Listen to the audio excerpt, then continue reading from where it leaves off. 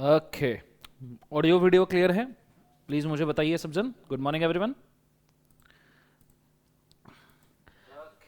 Good morning everyone. Please मुझे बताइए सब जन। Good morning everyone. Good morning Nitin, Megar, Jasmine, Nitin, Vidhi. Good morning to all.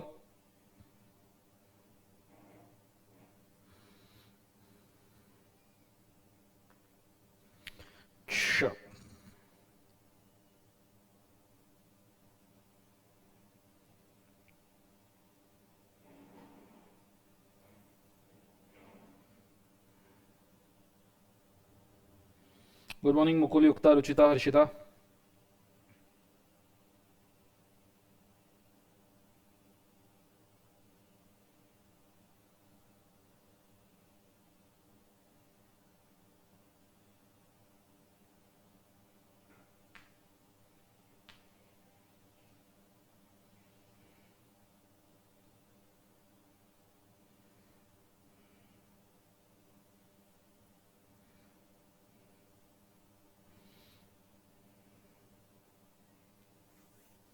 Okay, चलो फटाफट आ जाइए, हम शुरू करने वाले हैं।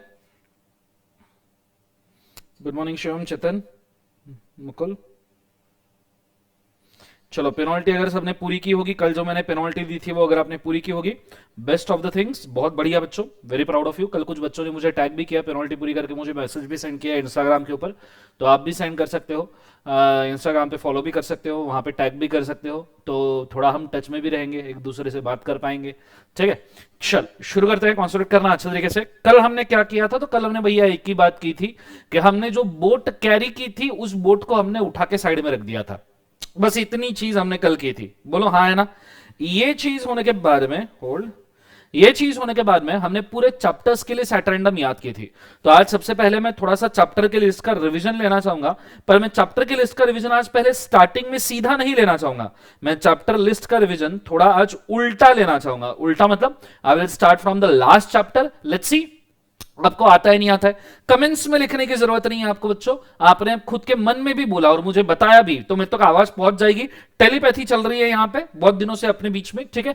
कुछ कनेक्शन है कि आप बोलते हो, आप होमवर्क करते हो, मेरे को समझ में आता है, नहीं करते हो तो भी समझ में आता है, मेरे को नंबर भी पता होता है कितने लोगों ने, तो टेलीपैथी है, थोड़ा सा ऐसा कैसे कनेक्शन होना चाहिए जिंदगी में। समझ में आ रहा है सबको? हाँ है ना। इसके ऊपर मुझे एक शेर याद आया, आप बोलो तो मैं शेर बताऊं आपको, अगर शेर आपको सुनना है तो मुझे बताओ। जरा कमेंट्स में बताओ, शेर सुनना चाहोगे क्या? जंगल वाला नहीं, सुनने वाला, ठीक है, जिसके ऊपर तुम वाह वाह वाह वाह कर सको। तो अगर तुमको ऐसा कोई शेर सुनना है तो मुझे बताओ, तो मैं आपको एक जरा शेर बोलो, इरशाद, इरशाद बोलोगे तो मैं शेर सुनाऊंगा।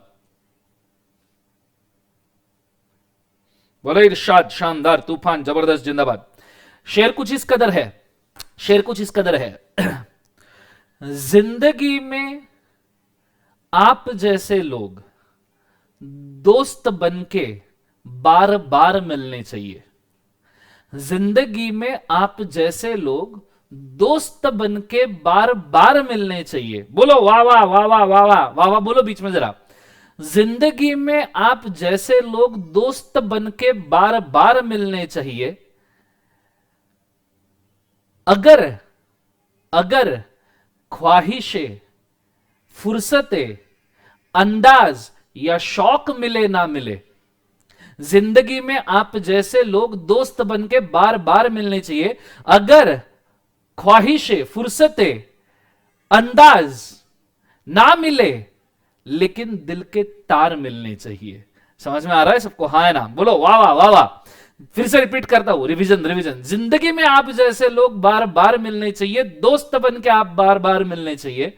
अगर ख्वाहिशें, फुर्सतें, आदतें मिले ना मिले, लेकिन दिल के तार मिलने चाहिए। चलो, thank you so much guys. इसी शेर के साथ आज अपन शुरू करते हैं, चैप्टर का उल्टा रिवीजन लेंगे। अगर पसंद आया आपको शेर तो जरूर बताना, और भी अपन शेर मारेंगे, ठीक है। अपन शिकारी है, शेर तो मारते रहेंगे, ठीक है। लेट्स गो, चलो स्टार्ट करते हैं। कॉन्सेंट्रेट करना अच्छे तरीके से। सर नोटिफिकेशन नहीं आ रहा है, क्लास थोड़ी सी छूट जाती है। तो बेटा 10 बजे आके वी स्मार्ट के चैनल के ऊपर सर्च करते रहो। अगर आपको नोटिफिकेशन नहीं आ रहा है तो आपने बेल आइकॉन के ऊपर प्रेस करना जरूरी है। बेल आइकॉन के ऊपर आप जब प्रेस करके ऑल नोटिफिकेशन सिलेक्ट करोगे तो ही आपको नोटिफिकेशन आएगा।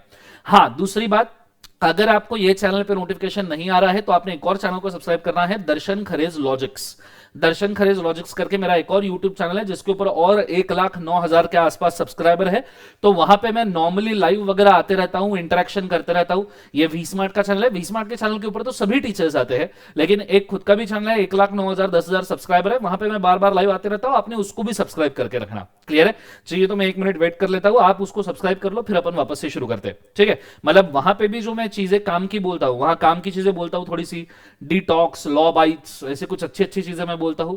सो आप वहां पे भी देख सकते हो, ठीक है? वहां पे भी ये सभी लेक्चर्स अपलोडेड रहेंगे, सो it will help you a lot. और ये फाइनल तक के बियॉन्ड सीए भी आपको चैनल हेल्प करेगा, ठीक है? वहां एडवर्टीजमेंट काफी कम होती है, सिर्फ कंटेंट लेक्चर्स ही हम काफी ज्यादा पुट करते हैं, तो उसको प्लीज सब्सक्राइब करके रखिएगा। चलो स्टार्ट करते हैं। सबसे पहले चैप्टर रिवीजन बच्चों, आ जाइए, पूरा ध्यान मुझे बोर्ड के ऊपर चाहिए, कॉन्सेंट्रेट करना डबल ट्रिपल।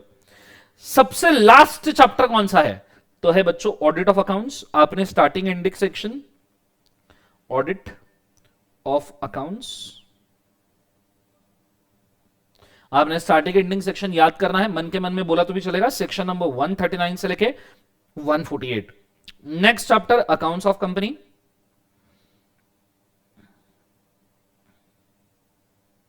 सेक्शन नंबर 128 से लेके 138। नेक्स्ट चैप्टर, आप कमेंट में भी लिख रहे हो तो बहुत अच्छी बात है, I will be very happy. Next chapter dividend and divisible profit, dividend divisible profit section number 123 से लेके सेक्शन नंबर 128, शानदार। Next chapter that is management and administration,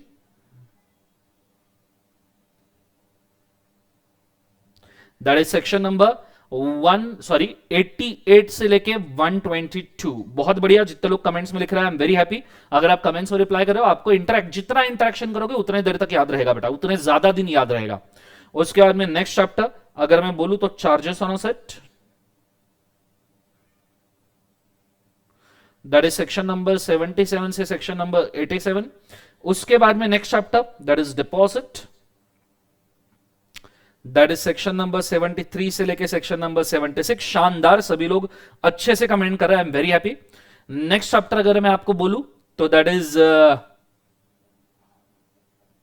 बोलो, that is next chapter share capital and debenture,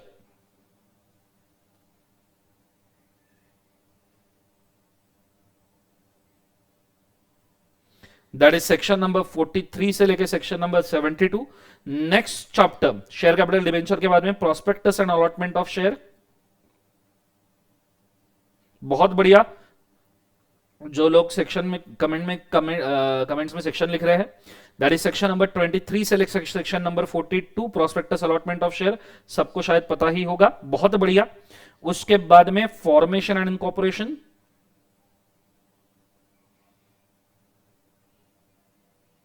that is section number 3 से लेके section number 22। और सबसे आखिरी preliminary section number 1 से लेके सेक्शन नंबर 2। कंसेप्ट समझ में आ रहा है सबको? हाँ है ना? आई होप सो आपको ये सभी चैप्टर 10 के 10 चैप्टर याद हो गए होंगे। इसी तरीके से इनको याद रखना, मैं कोई भी सेक्शन पूछूं तो स्पेसिफिक ब्रैकेट के अंदर जाके बैठना चाहिए। कंसेप्ट समझ में आ रहा है सबको? हाँ है ना? थोड़ा सा 2 मिनट के लिए फास्ट रिवीजन लेते हैं। कल जैसे हमने लिया था कि मैं कोई भी सेक्शन बोलूंगा, आपने उसका चैप्टर बोलना है, ठीक है? या आप कमेंट में लिखे या आपने मन में भी बोला तो भी चलेगा, क्योंकि थोड़ा सा फास्ट हम लेने वाले। So I am starting with section number 50। कौन से चैप्टर से बिलोंग करता है? बोलो बोलो बोलो। Section number 50 share capital and debenture. Section number 75 deposits, section number 90 management and administration, section number 125 dividend and divisible profit, section number 135 that is accounts of company, section number 145 that is audit of accounts, section number 21 that is formation and incorporation, section number 30 prospectus and allotment of shares, section number 95 management and administration, section number 85 that is charges on asset, section number 20 formation and incorporation, section number 120 that is management and administration, section number 127 that is dividend and divisible profit। तो इस कदर आपको section याद आनी चाहिए। Concept समझ में आ रहा है? फटाफट फटाफट फटाफट आपको ये सेक्शन याद होंगे तो बहुत बढ़िया। कंसेप्ट समझ में आ रहा है सबको? हाँ है ना? बहुत ही सही, अगर आप इन सब के आंसर्स दे पा रहे हो तो ठीक है। ये बिकॉज पिछले 2 लेक्चर में हमने काफी मेहनत की है। आज मैं जिस चैप्टर के साथ में शुरू करने जा रहा हूं वो चैप्टर का नाम है प्रिलिमिनरी। प्रीलिमिनरी प्रिलिमिनरी करके आपका चैप्टर है जिसको आज हम यहां पे कवर अप करने वाले हैं। क्लियर है कंसेप्ट? कुछ बच्चों ने बोला है सर शिपमेंट स्टार्ट नहीं हुई है। शिपमेंट आई गेस आज से स्टार्ट हो चुकी है या कल से स्टार्ट हो चुकी है। सो अगर आपने एडमिशंस नहीं लिए तो ले लो, आपको बुक्स डिलीवर कर दिए जाएंगे। नियरली अगले 4-5 लेक्चर्स के अंदर हमको हार्डली बुक्स की जरूरत पड़ेगी, लेकिन उसके बाद में हमको जरूर बुक्स की जरूरत पड़ेगी। हाँ, अगले 4-5 लेक्चर में भी आप बुक्स देख सकते हो क्योंकि जो मैं पढ़ा रहा हूं वो सब बुक्स में है, तो that will help you a lot. Clear है कंसेप्ट? तो शिपमेंट आप ऑर्डर प्लेस करके ले सकते हो। This is what is required. ठीक है, चल ये चीज को भी आपने बड़े अच्छे तरीके से याद रखना। आज हम चैप्टर शुरू करने वाले प्रिलिमिनरी। प्रिलिमिनरी का सेक्शन नंबर है 1 से लेकर सेक्शन नंबर कौन सा बोले एक बार से 2। सो मैं स्टार्ट कर रहा हूं आज, इस वक्त, इस जगह। बड़े अच्छे तरीके से याद रखना कहा गया। आज मैं शुरू कर रहा हूं section number 1 of companies act से।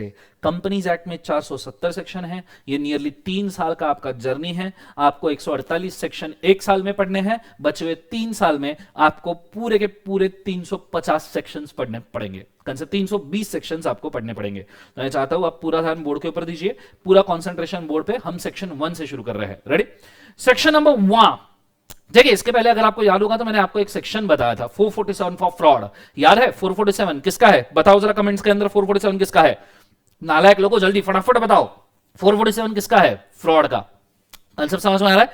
तो अभी हम शुरू करने वाले हैं सेक्शन नंबर 1 के साथ में, जो है कोई नहीं बता रहा, एक ही जन बता रहा। कैसी दुनिया हो गई जिंदगी में, ऐसी कौन करता है? पूछा आज सवाल तो अब आया आंसर फटाफट फटाफट। बहुत बढ़िया। फ्रॉड। ठीक है, फ्रॉड। अच्छा सोचो जिंदगी के अंदर नालायक लोगों। व्हाट द फ्रॉड नहीं। कंसेप्ट समझ में आ रहा है? फॉर फ्रॉड लगे उसके अंदर अजीब अजीब चीजें बोलना शुरू करोगे। ठीक है, पूरा ध्यान बोर्ड के ऊपर कॉन्सेंट्रेट करना अच्छे तरीके से। लेट्स गो, पूरा ध्यान बोर्ड पे। Section number 1। Welcome to Companies Act 2013. This is Dustin Carver reporting live from Pune. And today we are going to introduce to the section number 1. Or section number 1 है preamble. Preamble means what? Short title, commencement and applicability. Concept English, you know English. हम act में जा रहे हैं तो थोड़ा Britishers वाला accent आ गया। ब्रिटिशर्स से एक्ट हमने कॉपी किया है ना। This act may be called as Companies Act 2013. It extends to whole of India. This section shall come into force as and when notified by CG. As and when notified by CG. This act may be called as Companies Act 2013. पूरे India को applicable है और जब CG notify करेगा उसके हिसाब से आएगा। अगर आपको याद होगा तो मैंने 3 फेज का एप्लीकेबिलिटी बोला था। अगर आपको याद है 3 फेज का एप्लीकेबिलिटी बोला था। पहला एप्लीकेबिलिटी का डेट मुझे कमेंट्स में बताइएगा। ठीक है, पहले एप्लीकेबिलिटी का डेट मुझे कमेंट्स में बताइएगा कि पहले कितने सेक्शन कंपनीज एक्ट के एप्लीकेबल हुए थे और कौन से दिन से। नियरली ये चीज मैं 2 से 3 बार रिपीट कर चुका हूं। तो मुझे कमेंट में चाहिए मंजे पाइजे मंजे चाहिए। नहीं बोला ना तो याद रखना जिंदगी के अंदर मैं तहलका मचा दूंगा। यहां पे मुझे कमेंट्स में चाहिए मंजे पाइजे। कौन से दिन कितने सेक्शंस के साथ पहला एक्ट अभी कंपनीज एक्ट इंप्लीमेंट हुआ था। कोई आंसर नहीं दे रहा। नालायक लोगों शर्म करो, तुमको तुम्हारे पिकाचू की कसम। 98 शानदार मुक्ता तूफान जबरदस्त जिंदाबाद। कोई डेट भी बोल दे जिंदगी के अंदर। बाकी डेट्स के ऊपर तो तुम इतना जाते हो, यहां डेट बोलने में क्यों शर्मा रहे हो? इतने डेट्स की है जिंदगी में, यहां एक डेट बोल दो। यस, 12 सितंबर 2013 तूफान अनुजा बेटा, और 98 सेक्शंस के साथ में एप्लीकेबल हुआ था। बहुत ही बढ़िया। 12 सितंबर 2013 98 सेक्शन के साथ एप्लीकेबल हुआ था। फिर 1 अप्रैल 2014 में 183 सेक्शन अप्लाई हुए थे। फिर बचे हुए सेक्शन 2015 में जून जुलाई अगस्त सितंबर मंथ में एप्लीकेबल हुए थे। बहुत ही तूफान। ये चीज आपने याद रखना। ये सेक्शन आपको लिखना पड़ेगा ऑब्वियसली, बिकॉज सेक्शन नंबर 1 है, एक्ट का स्टार्टिंग है, पता होना चाहिए। आप देखो कॉन्ट्रैक्ट पढ़ लिया, सेल ऑफ गुड्स पढ़ लिया, पार्टनरशिप पढ़ लिया, पर कभी आपने इनका सेक्शन 1 नहीं पढ़ा होगा। बताइए मुझे पढ़ा होगा तो, क्योंकि आपने कभी इनका सेक्शन 1 पढ़ा ही नहीं, क्योंकि आपको कभी किसी ने पढ़ाया नहीं। सेक्शन 1 नॉर्मली क्या, नॉर्मली हमेशा भी बोल सकते होते हैं प्रीएम्बल का। 188 नहीं बेटा, 183 सेक्शन के साथ इंप्लीमेंट हुआ था नमन। ठीक है, सो प्रीएम्बल का। सो यहां पे हम companies act short title extent, मैंने आपको बोला था ना, short title extent and commencement, ये तीन चीजें। हालांकि मैंने शॉर्ट टाइटल की जगह पे आपको प्रीएम्बल में स्कोप बोला था, क्या बोला था आपको? स्कोप बोला था। तो यहां short title, extent and commencement, ये तीन चीजें हमको यहां पे कवर अप करनी है। दिस इज एप्लीकेबल टू किसको बोले एक बार? वोल ऑफ इंडिया, नोटिफाइड बाय किसने बोले एक बार? जो से सेंट्रल गवर्नमेंट। नोटिफिकेशन में मैं डेट लिखना चाहूंगा 12 सितंबर 2013 एंड नंबर ऑफ सेक्शंस कितने एप्लीकेबल हुए थे? 98। तो ये हो गया एस ई एंड, नालक तुम जो सोच रहे हो वो नहीं, फॉर्म के ऊपर भरते हो वो नहीं, SEC। कंसेप्ट समझ में आ रहा है सबको? हाँ है ना? ये चीज को बड़े अच्छे तरीके से याद रखना। कंसेप्ट समझ में आ रहा है? ये चीज को बड़े अच्छे से याद रखना। ये हो गया आपका सेक्शन 1, बुक के अंदर लिख के रखिए फटाफट फटाफट 1 मिनट के अंदर, फिर हम आगे बढ़ते हैं।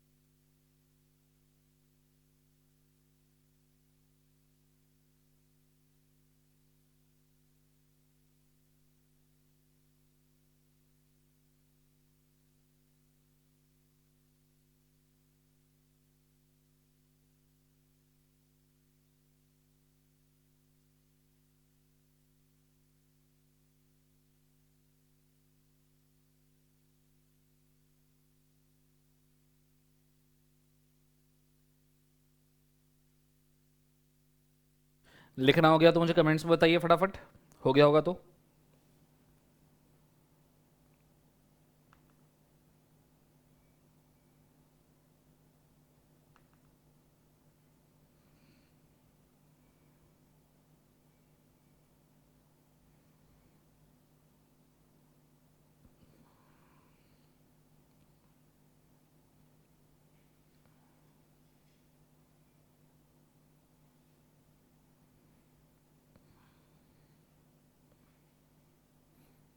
चलो डन एवरीबॉडी, बहुत बढ़िया। जिसका नहीं हुआ स्क्रीनशॉट ले लीजिए बच्चों, आराम से लिखना।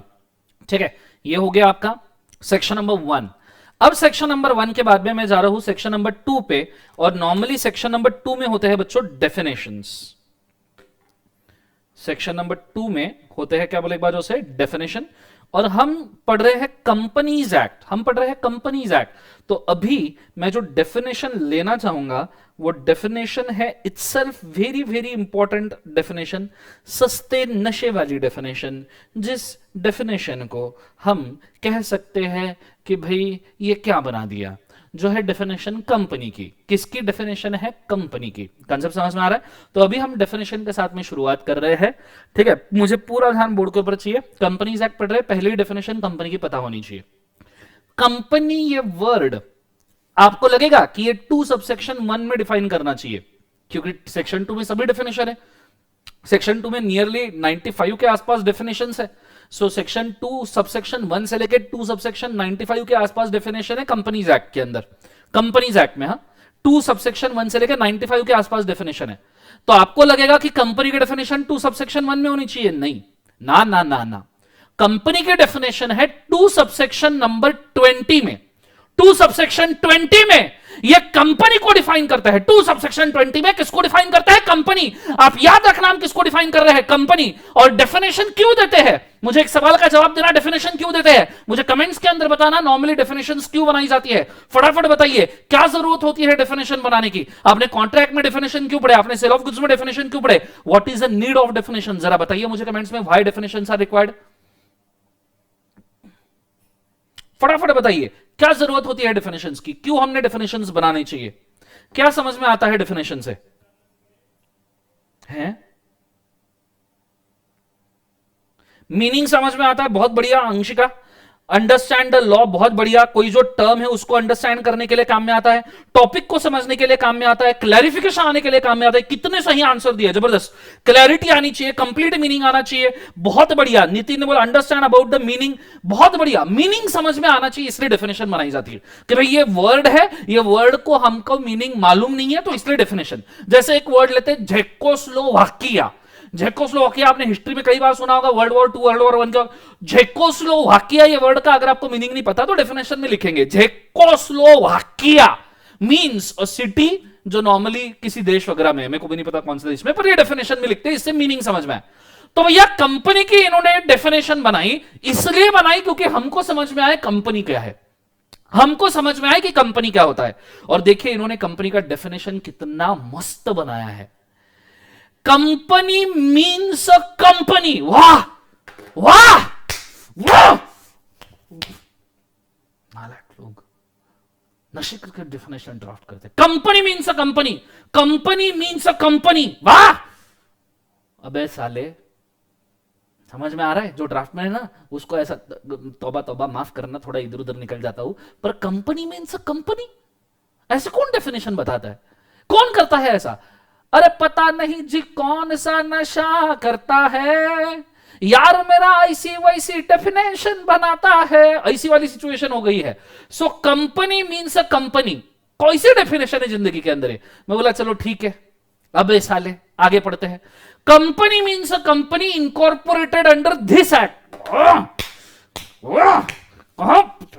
किसको कंपनी मीन्स अ कंपनी? मैं बोला आगे तो कुछ अच्छा बोलेगा, नहीं बोले इनकॉर्पोरेटेड अंडर दिस एक्ट, बोले इस एक्ट के अंदर जो कंपनी बनी होगी वो कंपनी है। हम पागल है? मैं नहीं, तुम पागल हो जो सुन रहे हो, मैं बहुत बड़ा पागल हूं जो इसको पढ़ा रहा हूं पिछले 9 साल से। मैं इतना पागल हूं, मैं इसको पढ़ा रहा हूं 9 साल से, मेरे को यकीन नहीं होता, रात को सपने में डेफिनेशन आता है, डराता है मेरे को। कंपनी मीन्स कंपनी, कई बार मैं खून के साथ नहीं, पसीने के साथ रात को उड़ जाता हूं कि ये क्या चल रहा है जिंदगी में। Company means company incorporated under this act और any other previous company law. वाह वाह वाह, क्या बताऊं किस तरीके की तकलीफ है मेरी, कैसे बताऊं। एनीवेज अब ये डेफिनेशन है, मानना पड़ेगा, सुनना पड़ेगा, याद करना पड़ेगा। तुम्हारे पास भी ऑप्शन नहीं है, तुम्हें ये इंटर लेवल पे इसी डेफिनेशन में मार्क मिलेगा, बिकॉज यही डेफिनेशन दी है आईसीएआई के मॉड्यूल में। आईसीएआई मालूम है ना, आईसीएआई ने मॉड्यूल के अंदर सेम डेफिनेशन देके रखा है, तो यही लिखोगे तो पैसा मिलेगा। ठीक है, इतने लिखने में इतना ही पैसा मिलेगा।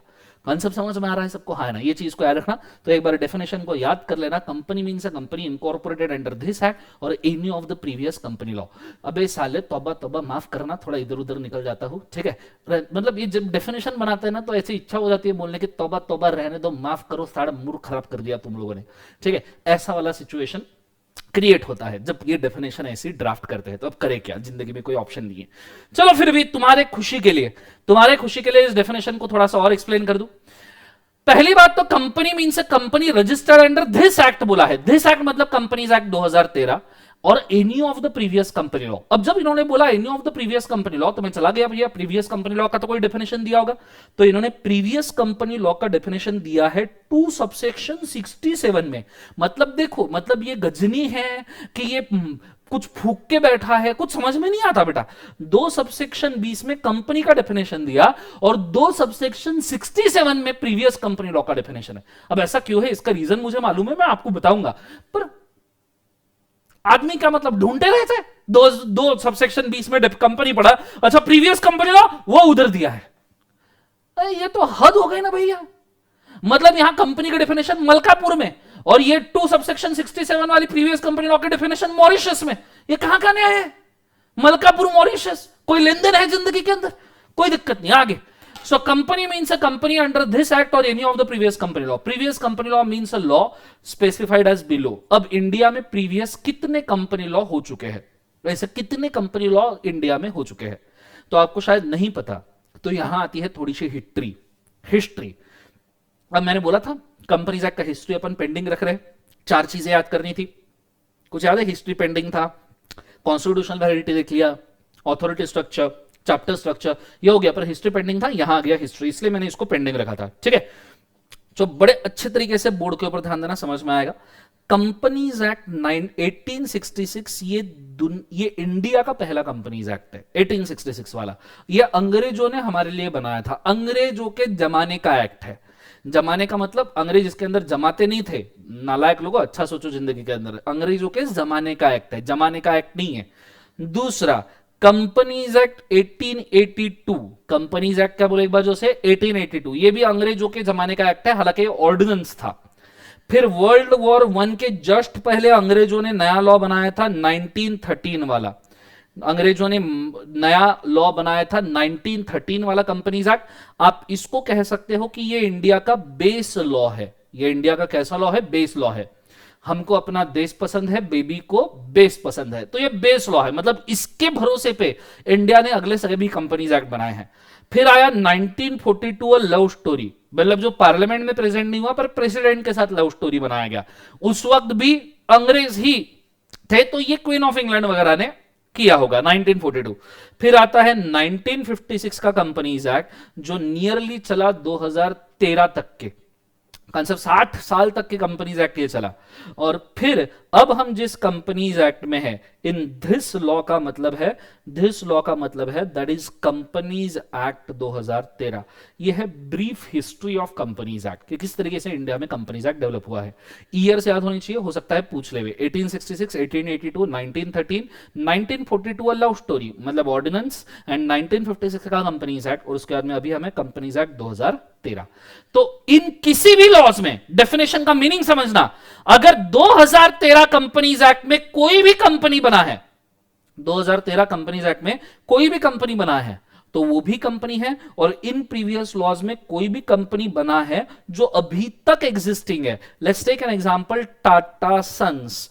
टाटा सन्स ये जमशेदजी टाटा ने बनाई थी कंपनी। जमशेदजी टाटा ने ब्रिटिशर्स के जमाने में टाटा सन्स को बनाया था, जो आज तक प्रेजेंट है। अब ब्रिटिशर्स के जमाने में अगर उन्होंने 1882 कंपनीज एक्ट में कंपनी बनाया था जो आज तक प्रेजेंट है, तो क्या आप इसको कंपनी नहीं मानोगे? मानना पड़ेगा। तो वही बोला गया है कि जो कंपनी इंफोसिस 1956 एक्ट में बनाया गया है, उसके पहले भी बहुत सारी कंपनी, विप्रो 1956 में बनाया। इंडिया की आज के डेट में सबसे बड़ी बड़ी कंपनीज ये 1956 कंपनीज एक्ट की ही बनी हुई हैं। कुछ उसके पहले की बनी हुई हैं, उनको आज के डेट में भी हम कंपनी कहेंगे, मतलब कहेंगे। ये मैं आपसे कहना चाहता हूं। तो पहले बनी है या अभी बनी हुई है, फर्क नहीं पड़ता, उसे हम कंपनी का दर्जा देते हैं। कंसेप्ट समझ में आ रहा है सबको? हाँ है ना? जोर से बोलो सर नो। कुछ लोग कमेंट कर रहे हैं कि सर ईस्ट इंडिया कंपनी, बेटा ईस्ट इंडिया कंपनी को फिलहाल आप टच ना कीजिए, मैं ईस्ट इंडिया कंपनी का स्टेटस भी आपको बताऊंगा। फिलहाल आप ये डेफिनेशन लिख के रखिए, और समझ में आया तो मुझे कमेंट्स में बताइए, वीडियो को लाइक ठोकिए। Go for it fast.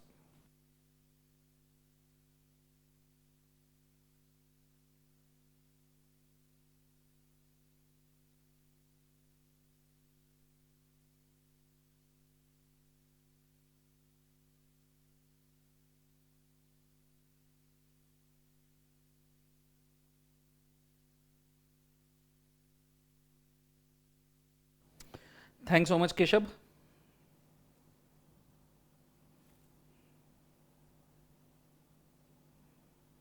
हाँ, पहले 220 की डेफिनेशन लिख के रखो। आई एम वेरी सॉरी, ये लिखने के पहले ये डेफिनेशन लिख के रखो 2 सबसेक्शन 20 की। नीचे अबे साले मत लिखना, ठीक है? वो तो सिर्फ मतलब दिखाने के लिए कि कैसी अजीब डेफिनेशन ड्राफ्ट करते हैं, इसलिए ये अबे साले मत लिखना। ये तो सिर्फ कैसी डेफिनेशन ड्राफ्ट करते हो ये बताने के लिए है। कंसेप्ट समझ में आ रहा है? यहां आप वो गाना भी इमेजिन कर सकते हो, पता नहीं जी कौन सा नशा करता है, ठीक है?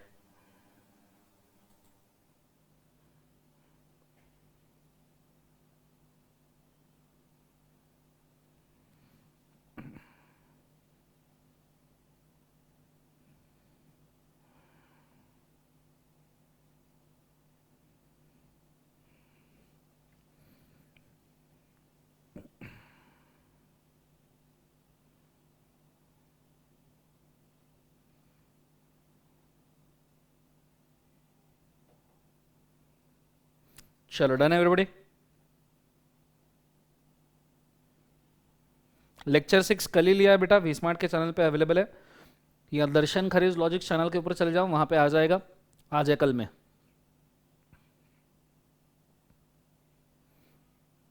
चलो नेक्स्ट स्लाइड ये हो गया होगा, तो अब ये स्लाइड पर का डेफिनेशन लिख लो पूरा।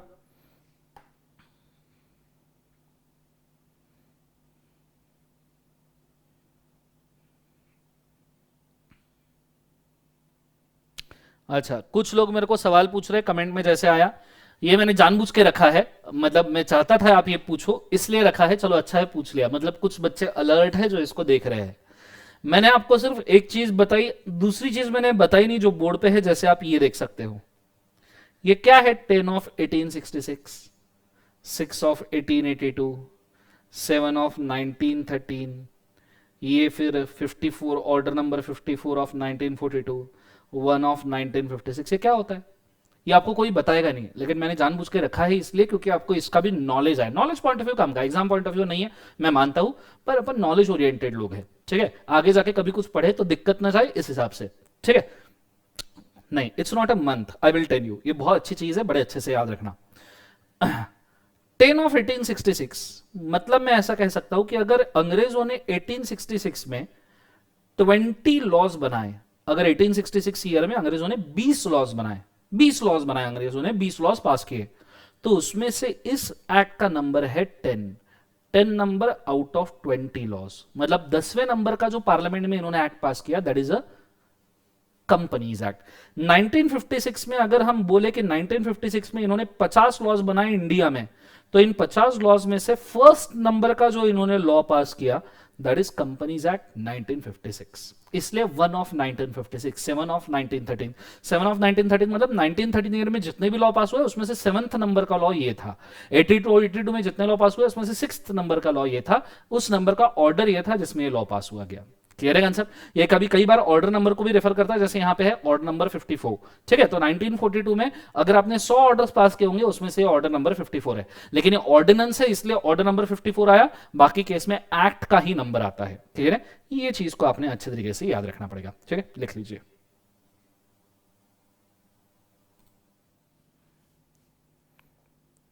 डन।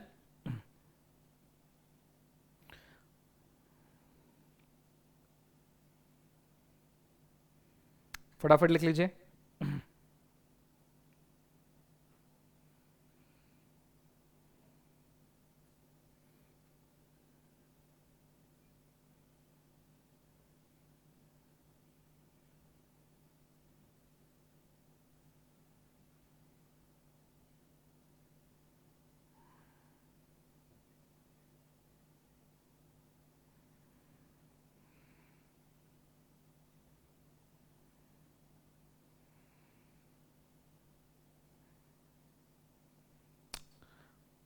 फटाफट लिख लीजिए।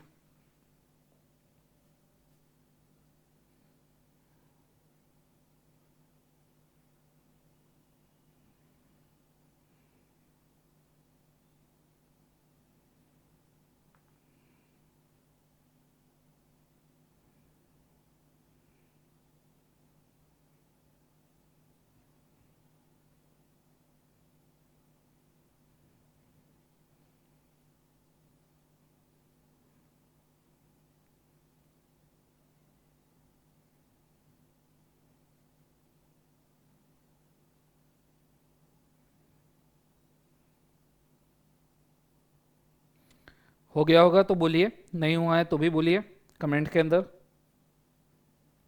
हो गया हो तो मैं आगे बढ़ जाऊं, नहीं हुआ है तो 1 मिनट के लिए रुक जाता हूं।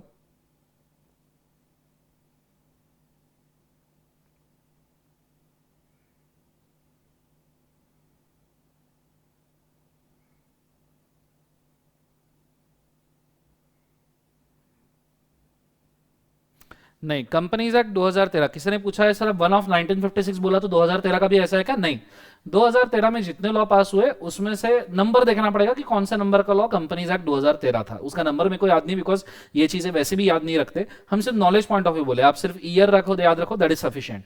तो ये 1 ऑफ 1956 है, इसका मतलब ये नहीं कि कंपनीज एक्ट भी 1 ऑफ 2013 होगा, 2013 का, ठीक है। सो ये चीज को आपने अच्छे तरीके से याद रखना। चल अब मैं आगे बढ़ता हूं।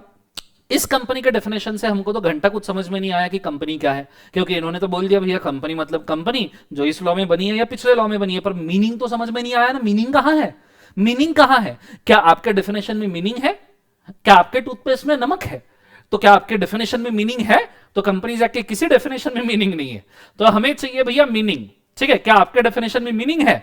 तो हमें चाहिए मीनिंग। तो हम जरा खोजबीन करना शुरू कर दिए कि भैया ये कंपनी मतलब क्या है, ये कंपनी का मतलब क्या है, कंपनी का अर्थ क्या है, ठीक है। तो हम बिजनेस रिवॉल्यूशन को देखते हैं एक एक करके, बड़े शांति से जाएंगे तो हमको समझ में आएगा कि ये कंपनी का असली मकसद क्या है। मुझे बड़ा ध्यान बोर्ड के ऊपर चाहिए, मैं इसको थोड़ा पार्टनरशिप प्रोप्राइटरशिप से कंपेयर करने वाला हूं। कमेंट करना बंद कर दीजिएगा, पूरा ध्यान बोर्ड के ऊपर दीजिएगा, ठीक है। Let's go. प्रोप्राइटरशिप की जब मैं बात करता हूं तो एक ही बंदा होता है प्रोप्राइटर, एक ही होता है, वो सभी काम करता है। वही एडमिनिस्ट्रेशन देखता है, ब्रीफकेस मतलब एडमिनिस्ट्रेशन, वही आपका टेक्निकल प्रोडक्शन बिजनेस मैनेजमेंट देखता है, वही आर्टिस्ट होता है, वही टेक्निकल साइड देखता है, वही चाय पीता है, चाय बांटता है। तो एक प्रोप्राइटरशिप में एक ही बंदा होता है, अत्र तत्र सर्वत्र। कंसेप्ट समझ में आया? अब ये बंदे के भरोसे पे समझो कोई स्टोर चल रहा है, स्टोर, ये बंदे के भरोसे पे कोई स्टोर चल रहा है, और समझो इस बंदे को कुछ हो गया, कुछ हो गया, मर गया, उसको हार्ट अटैक आ गया, कोरोना हो गया, जो नहीं होना चाहिए था वो भी हो गया। अजीब मत सोचो नालायक हो। सो इस बंदे को कुछ हो गया। अब प्रोप्राइटरशिप में प्रोप्राइटर को कुछ हो जाता है ना, तो आपका प्रोप्राइटरशिप वाला स्टोर बंद पड़ जाता है अनटिल एंड अनलेस आप आपके नॉमिनी प्रोप्राइटर को उसको ट्रांसफर ना करो। ठीक है, लेकिन आपके लिए तो स्टोर बंद हो जाएगा, बेटा बाद में संभालेगा खुद के प्रोप्राइटरशिप में, वो बात अलग है। लेकिन यहां प्रोप्राइटर मर गया, बिजनेस बंद। बिजनेस बंद मतलब बंद। जिग्नेश गया तो बिजनेस भी गया। कंसेप्ट समझ में आया? जिग्नेश गया तो बिजनेस भी गया। अरे समझ में आया क्या? ये प्रोप्राइटरशिप है, जिग्नेश गया तो बिजनेस गया। क्लियर है? फिर हम जाते हैं दूसरे वाले कंसेप्ट के ऊपर, जो है पार्टनरशिप। पार्टनरशिप में दो पार्टनर होते हैं, मिलके कुछ तो बिल्ड करते हैं अच्छा एक आधा बिजनेस। जैसे लेट्स डू इट टुगेदर, एक बिजनेस बिल्ड किया, तो पार्टनर्स ने मिलके डाली फैक्ट्री। और पार्टनर्स ने मिलके फैक्ट्री डाली, उसमें से एक आधा पार्टनर मर गया। ऐसे ऐसे कैसे मर सकता है? भगवान मालिक है, मौत और जिंदगी अपने हाथ में नहीं होती, वो तो भगवान के हाथ में होती है ना। तो एक आधा पार्टनर मर गया, तो यहां पे भी जिग्नेश गया तो बिजनेस भी गया, या पार्टनर एग्जिट हो गया। एग्जिट मालूम है, दरवाजा खोल के पार्टनर बाहर चला गया, अंदर उसको दूसरे पार्टनर के साथ मजा बिल्कुल नहीं आ रहा था, इसलिए दरवाजा खोल के वो बाहर चला गया, एग्जिट मार लिया। अरे मैं पार्टनरशिप की बात कर रहा हूं येड़े, तुमने कुछ गंदा मत सोचना, मैं पहले बोल रहा हूं बहुत दोएगा मैं तुमको। यहां पार्टनर एग्जिट मार रहा है, अंदर पार्टनर के साथ मजा नहीं आ रहा था, तो भैया जिग्नेश गया तो बिजनेस भी गया। कंसेप्ट समझ में आ रहा है सबको मैं क्या कह रहा हूं? प्रोप्राइटरशिप और पार्टनरशिप में यही होता है कि भैया प्रोप्राइटर गया, पार्टनर गया तो बिजनेस गया। Let's come to company. अब कंपनी क्या है, बिजनेस रिवॉल्यूशन क्या है? ठीक है, कंपनी का कंसेप्ट आया कहां से? देखो, प्रोप्राइटरशिप में प्रोप्राइटर शॉप, पार्टनरशिप में पार्टनर्स उनका फैक्ट्री, और यहां पे कंपनी है तो कंपनी में होते हैं मेंबर्स। जैसे प्रोप्राइटरशिप में प्रोप्राइटर, पार्टनरशिप में पार्टनर, कंपनी में होते हैं मेंबर्स। और जितने ज्यादा मेंबर उतना बड़ा बिजनेस। So industry. प्रोप्राइटरशिप में प्रोप्राइटर गया तो बिजनेस भी गया, जिग्नेश गया तो बिजनेस भी गया। पार्टनरशिप में पार्टनर एग्जिट मारा या मर गया तो बिजनेस गया, क्योंकि पार्टनरशिप लिक्विडेट हो जाती है, तुमने पार्टनरशिप एक्ट में पढ़ा है। नया पार्टनर आए या ओल्ड पार्टनर जाए, पार्टनरशिप गया। कंपनी में अगर कोई मेंबर मर गया, यही खास बात है कंपनी की, अगर कोई मेंबर मर गया, कोई मेंबर एग्जिट हो गया, इससे इंडस्ट्री के ऊपर फर्क नहीं पड़ता। इंडस्ट्री सदा सर्वत्र सदैव युगों युगों तक, जन्मों जन्मों तक चलती जाएगी, ये बंद नहीं होगी कंपनी। मेंबर आएंगे जाएंगे, लोग आएंगे जाएंगे, डायरेक्टर आएंगे जाएंगे, लेकिन कंपनी चलनी चाहिए। अटल बिहारी जी वाजपेयी का इसके ऊपर एक सेंटेंस है, सरकारें आएगी जाएगी, पॉलिटिशियंस आएंगे जाएंगे, पर यह देश सदैव खड़ा रहना चाहिए, यह देश जरूरी है। उसी तरीके से अटल बिहारी वाजपेयी के सेंटेंसेस पर से मेंबर्स आएंगे जाएंगे, बोर्ड ऑफ डायरेक्टर्स आएंगे जाएंगे, पर यह कंपनी यह सदैव चलती रहनी चाहिए। इसीलिए इसको कंपनी कहा जाता है। ये प्रोप्राइटरशिप जैसा प्रोप्राइटर और पार्टनरशिप के अंदर पार्टनर के ऊपर डिपेंड नहीं रहती, ये खुद का वजूद लेके चलती है, खुद की आइडेंटिटी लेके चलती है कि मैं अलग हूं, मैं अस्तित्व में हूं, मेरा कुछ वजूद है, मेरा कुछ अस्तित्व है, ये होती है कंपनी। मेंबर डायरेक्टर चाहे आ जाए। आप सोचिए, जमशेद जी टाटा ने टाटा सन्स लिमिटेड बनाया था, जमशेद जी टाटा आके चले गए, उसके बाद में जेआरडी टाटा आके चले गए, रतन नवल टाटा आके चले गए, उसके बाद में दोराबजी टाटा आके चले गए, अभी वापस से रतन टाटा आए हैं। बराबर है, बोलो हाँ है ना। और फिर आपका टाटा कंपनी फिर भी चल रहा है। सोचो टाटा में कितने एम्प्लॉइज आके गए होंगे, सोचो टाटा में कितने डायरेक्टर्स आके गए होंगे, कितने बिजनेस आके गए होंगे, कितने वेंचर्स आके गए होंगे, पर टाटा सन्स आज भी कायम है। कंसेप्ट समझ में आया? इन्फोसिस में नारायण मूर्ति ने बनाया था, नारायण मूर्ति मेंबर थे, नारायण मूर्ति डायरेक्टर थे, आज नारायण मूर्ति ने इन्फोसिस से रिजाइन कर दिया एज अ डायरेक्टर, पर इन्फोसिस है। अजीम प्रेमजी विप्रो में है, जाएंगे, पर वजीम विप्रो रहेगी। इंटरनेशनल कंपनी की बात करूं तो सफरचंद, सेब, एप्पल, स्टीव जॉब्स ने बनाई। स्टीव जॉब्स को उस कंपनी से निकाला भी गया।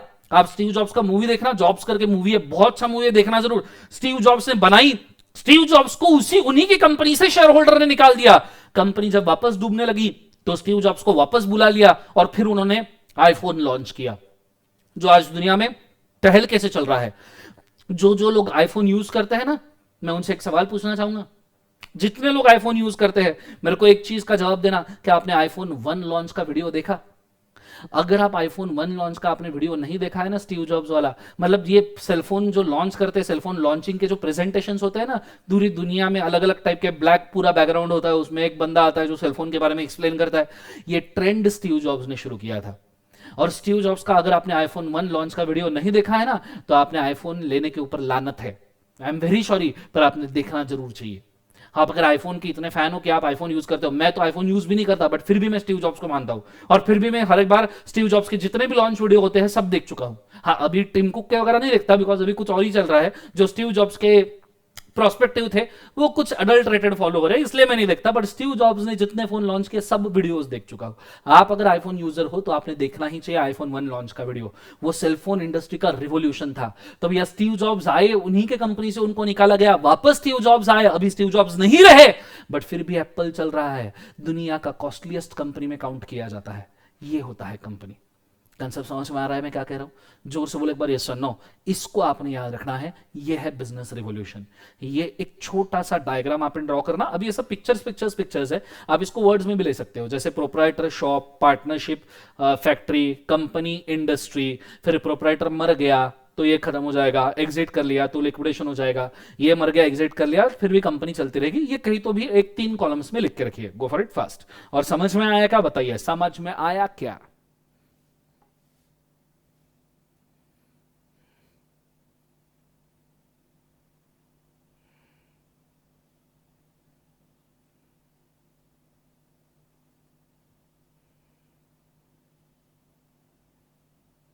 Thank you so much. 3 partner रहे, 10 पार्टनर रहे, 50 पार्टनर रहे, पवन एक भी एग्जिट किया तो ये पार्टनरशिप डूब जाएगा।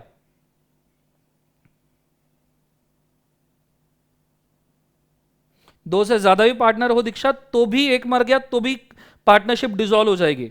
पार्टनरशिप में एक पार्टनर में मर गया, 100 पार्टनर में से एक भी मर गया तो भी पार्टनरशिप डिसॉल्व हो जाएगी बच्चों।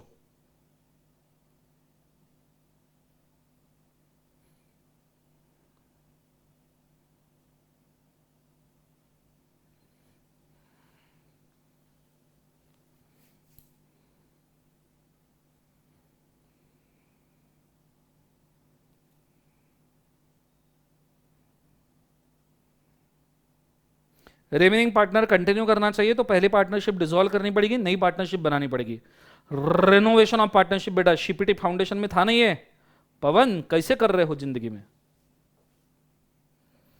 चलो पूछ लिया, वही अच्छी बात है, गलत मत याद रखना। लिखना हो गया तो बता देना, आगे बढ़ेंगे।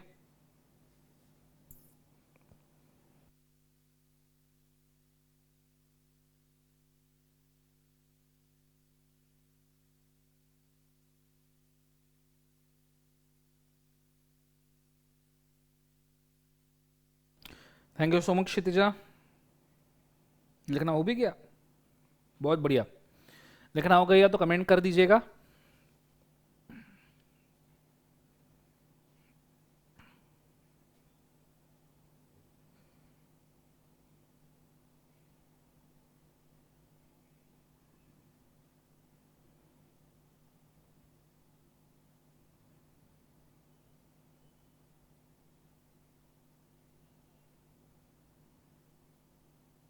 रिमेनिंग पार्टनर, अभी बताया मैंने, रिमेनिंग पार्टनर फिर भी एग्री टू कंटिन्यू करते हैं तो उनको ओल्ड पार्टनरशिप डिसॉल्व करके नया पार्टनरशिप बनाना पड़ेगा। हाँ, वो गुडविल कैरी कर सकते हैं, गुडविल वाला नाम कैरी कर सकते हैं ओल्ड पार्टनरशिप से परचेज करके, पर उसमें से भी एग्जिटिंग पार्टनर या डेथ वाले पार्टनर को आपको शेयर देके फिर आप वो नाम कर परचेज कर सकते हो, अदरवाइज नहीं।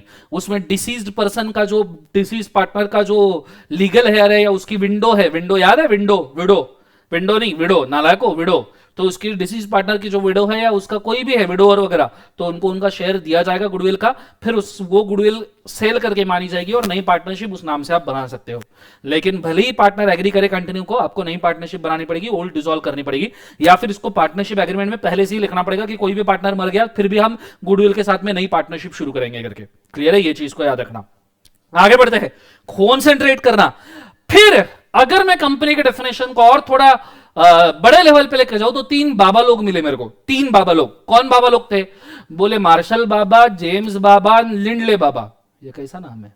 हाँ ठीक है, चलो फाइन, लिंडले बाबा।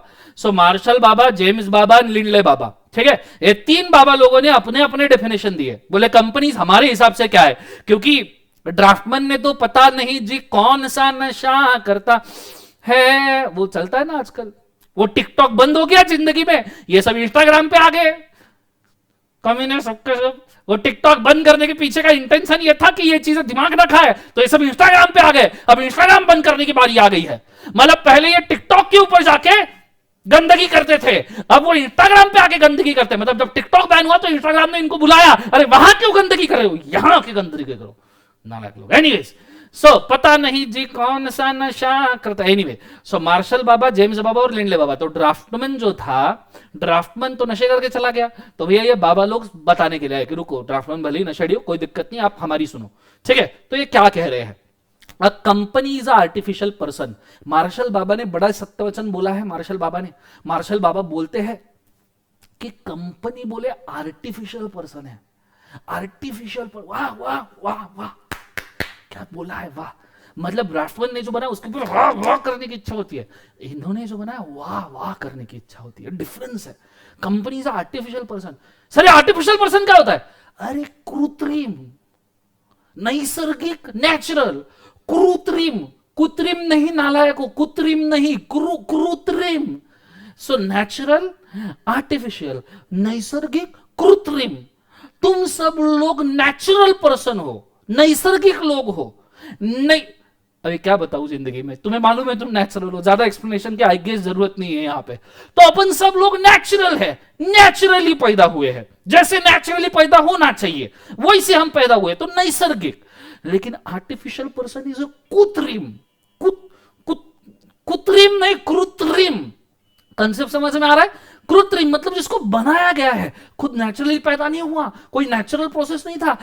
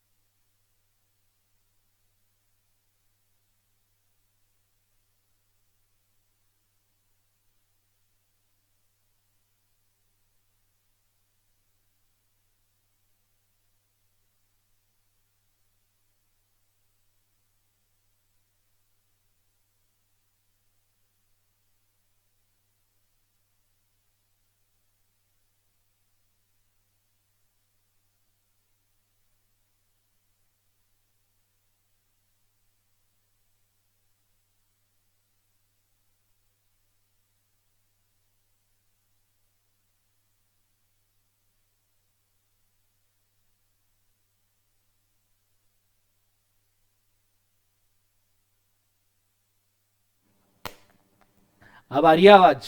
चलो बहुत बढ़िया। वापस बोलते कोई दिक्कत नहीं, बोलने के लिए क्या दिक्कत है, अपन पैदा ही बोलने के लिए हुए हैं। पहले तो मार्शल बाबा का वचन नंबर 1 कि वो कहते हैं इट इज आर्ट, कृत्रिम कृत्रिम पर्सन है, फिर ये दिखता भी नहीं है, महसूस भी नहीं कर सकते, पर ये कंटेम्पलेशन ऑफ लॉ में है, लॉ के अंदर बनाया गया है। जैसे कंपनीज एक्ट में हम कंपनी बना रहे हैं तो लॉ के हिसाब से एग्जिस्टिंग है, लॉ हमने बनाया तो लॉ कृत्रिम है, लॉ ने कंपनी बनाई तो कंपनी भी कृत्रिम है। कंसेप्ट समझ में आ रहा है? दिस इज बाबा मार्शल के वचन। कंसेप्ट समझ में आ रहा है सबको? हाँ ना। फिर आए बाबा जेम्स, बाबा जेम्स से रहा नहीं गया, बाबा जेम्स बोले मार्शल बाबा ने जो बोला वो सब सही है, पर बाबा मार्शल कुछ भूल गए, बोले मार्शल बाबा कुछ भूल गए, तो बाबा जेम्स क्या बोल रहे हैं? बाबा जेम्स बोलते हैं company is an association of person. ये बोले कुछ लोग इकट्ठा आए हैं, कुछ लोग एक साथ आए हैं, कुछ लोग एक साथ आके कुछ कर रहे हैं, कुछ नहीं कर रहे ना, चुप, कुछ मेरी गलती, आई am very sorry, I am very, कुछ लोग आके साथ में बिजनेस कर रहे हैं। क्या कर रहे हैं? बिजनेस कर रहे हैं, एसोसिएशन ऑफ पर्सन, कुछ लोग आके मिलके बिजनेस कर रहे हैं, एक कॉमन ऑब्जेक्ट के साथ में बिजनेस कर रहे हैं, कुछ लोग आके मिलके एक कॉमन ऑब्जेक्ट के लिए बिजनेस कर रहे हैं, एक मूल सुगंधी फूल, नहीं सॉरी सॉरी सॉरी सॉरी, एक मूल सुगंधी फूल नहीं, कुछ लोग, नहीं आई एम वेरी सॉरी, कुछ लोग आके एक साथ मिलके बिजनेस कर रहे हैं एक कॉमन ऑब्जेक्ट के लिए। चलो वो एग्जांपल साइड में रह गया, पर एक नेचुरल एग्जांपल दे दूं कि कुछ लोग साथ में आके स्टील इंडस्ट्री डाले, कुछ लोग साथ में आके शॉप डाले, कुछ लोग साथ में आके अमेजॉन बनाए, कुछ लोग साथ में आके फ्लिपकार्ट बनाए, कुछ लोग साथ में आके फेसबुक बनाए, कुछ लोग साथ में आके एप्पल बनाए, कुछ लोग साथ में आके बर्कशायर हाथवे, कुछ लोग साथ में आके टाटा, कुछ लोग साथ में आके इन्फोसिस, कुछ लोग साथ में आके विप्रो, कुछ लोग साथ में आके यो, कुछ लोग साथ में आके वो। कंसेप्ट समझ में आ रहा है सबको? हाँ है ना? क्लियर है? आइडिया क्लियर है? मैं क्या कह रहा हूं, जोर से बोलो, सुनो। तो बाबा जेम्स बोल रहे हैं कुछ लोग साथ में आके एक कॉमन ऑब्जेक्ट से कुछ बनाए तो हम उसको कहते हैं कंपनी। बोली मार्शल बाबा जो बोले वो तो सत्य वचन है, पर हमसे भी कुछ वचन ले लो। तो इन्होंने इसके साथ ये जोड़ दिया। मैं बोला बहुत बढ़िया, शानदार, कंपनी की डेफिनेशन ड्राफ्ट हो रही है। फिर तीसरा, जस्टिस लिंडले, लिंडले बाबा क्या बोल रहे हैं? Company is association of person, it has a characteristic stated below. Lindley बाबा बोले हैं, ये पहले के दो बाबा बोले ये कुछ भी बोलते जा रहे, इनको समझ में नहीं आ रहा ये क्या बोल रहे, दो तीन छुटमुट चीजें बोल रहे, इसमें कोई मतलब है? मैं बोले तुमको बताऊंगा कंपनी के कैरेक्टर कितने हैं, मैं बताऊंगा, बोले पूरी डेफिनेशन क्या है। ये क्या बोले, इसने 3 पॉइंट बोले, इसने 1 पॉइंट बोला, मिलके 4 हो गए, कोई मतलब है बोले इसमें? हट धर। तो लिंडले बाबा भड़क गए, नाम जैसे है लिंडले, ठीक है, तो भड़क गए, बोले मैं बताऊंगा एक्चुअल कंपनी क्या होती है। और लिंडले बाबा ने जो वचन बोले उसके बाद कोई बोल ही नहीं पाया, क्योंकि लिंडले बाबा ने सब बोल दिया। लिंडले बाबा भड़के हुए थे, कहीं से तो भी लेके आए थे, बोले मैं इन दोनों को सुन सुन के परेशान हो गया, मैं जो बोलूंगा वही कंपनी है, इसके बाद कोई कुछ बोलेगा नहीं। तो लिंडले बाबा ने डेफिनेशन दे दिया और गेम ओवर कर दिया, नहीं तो पता नहीं कितने बाबा याद रखने पड़ते हमको। तो लिंडले बाबा को थैंक यू बोलो सब जन, थैंक यू लिंडले बाबा कि तुमने कंपनी का एक डेफिनेशन दिया, कुछ कैरेक्टर्स बोले हैं। कंसेप्ट समझ में आ रहा है सबको? हाँ है ना? ये चीज को आपने बड़े अच्छे तरीके से याद रखना, क्लियर है? तो थैंक यू बोलो लिंडले बाबा को, फिर मैं कैरेक्टर बताऊंगा। जो थैंक यू नहीं बोलेगा लिंडले बाबा को, उसको कैरेक्टर याद नहीं रहेंगे, पहले ही बोल रहा हूं जिंदगी में, पहले लिंडले बाबा को थैंक यू बोलो, ठीक है? गो फॉर इट फास्ट। एक तो पानी चाहिए मेरे को जिंदगी में।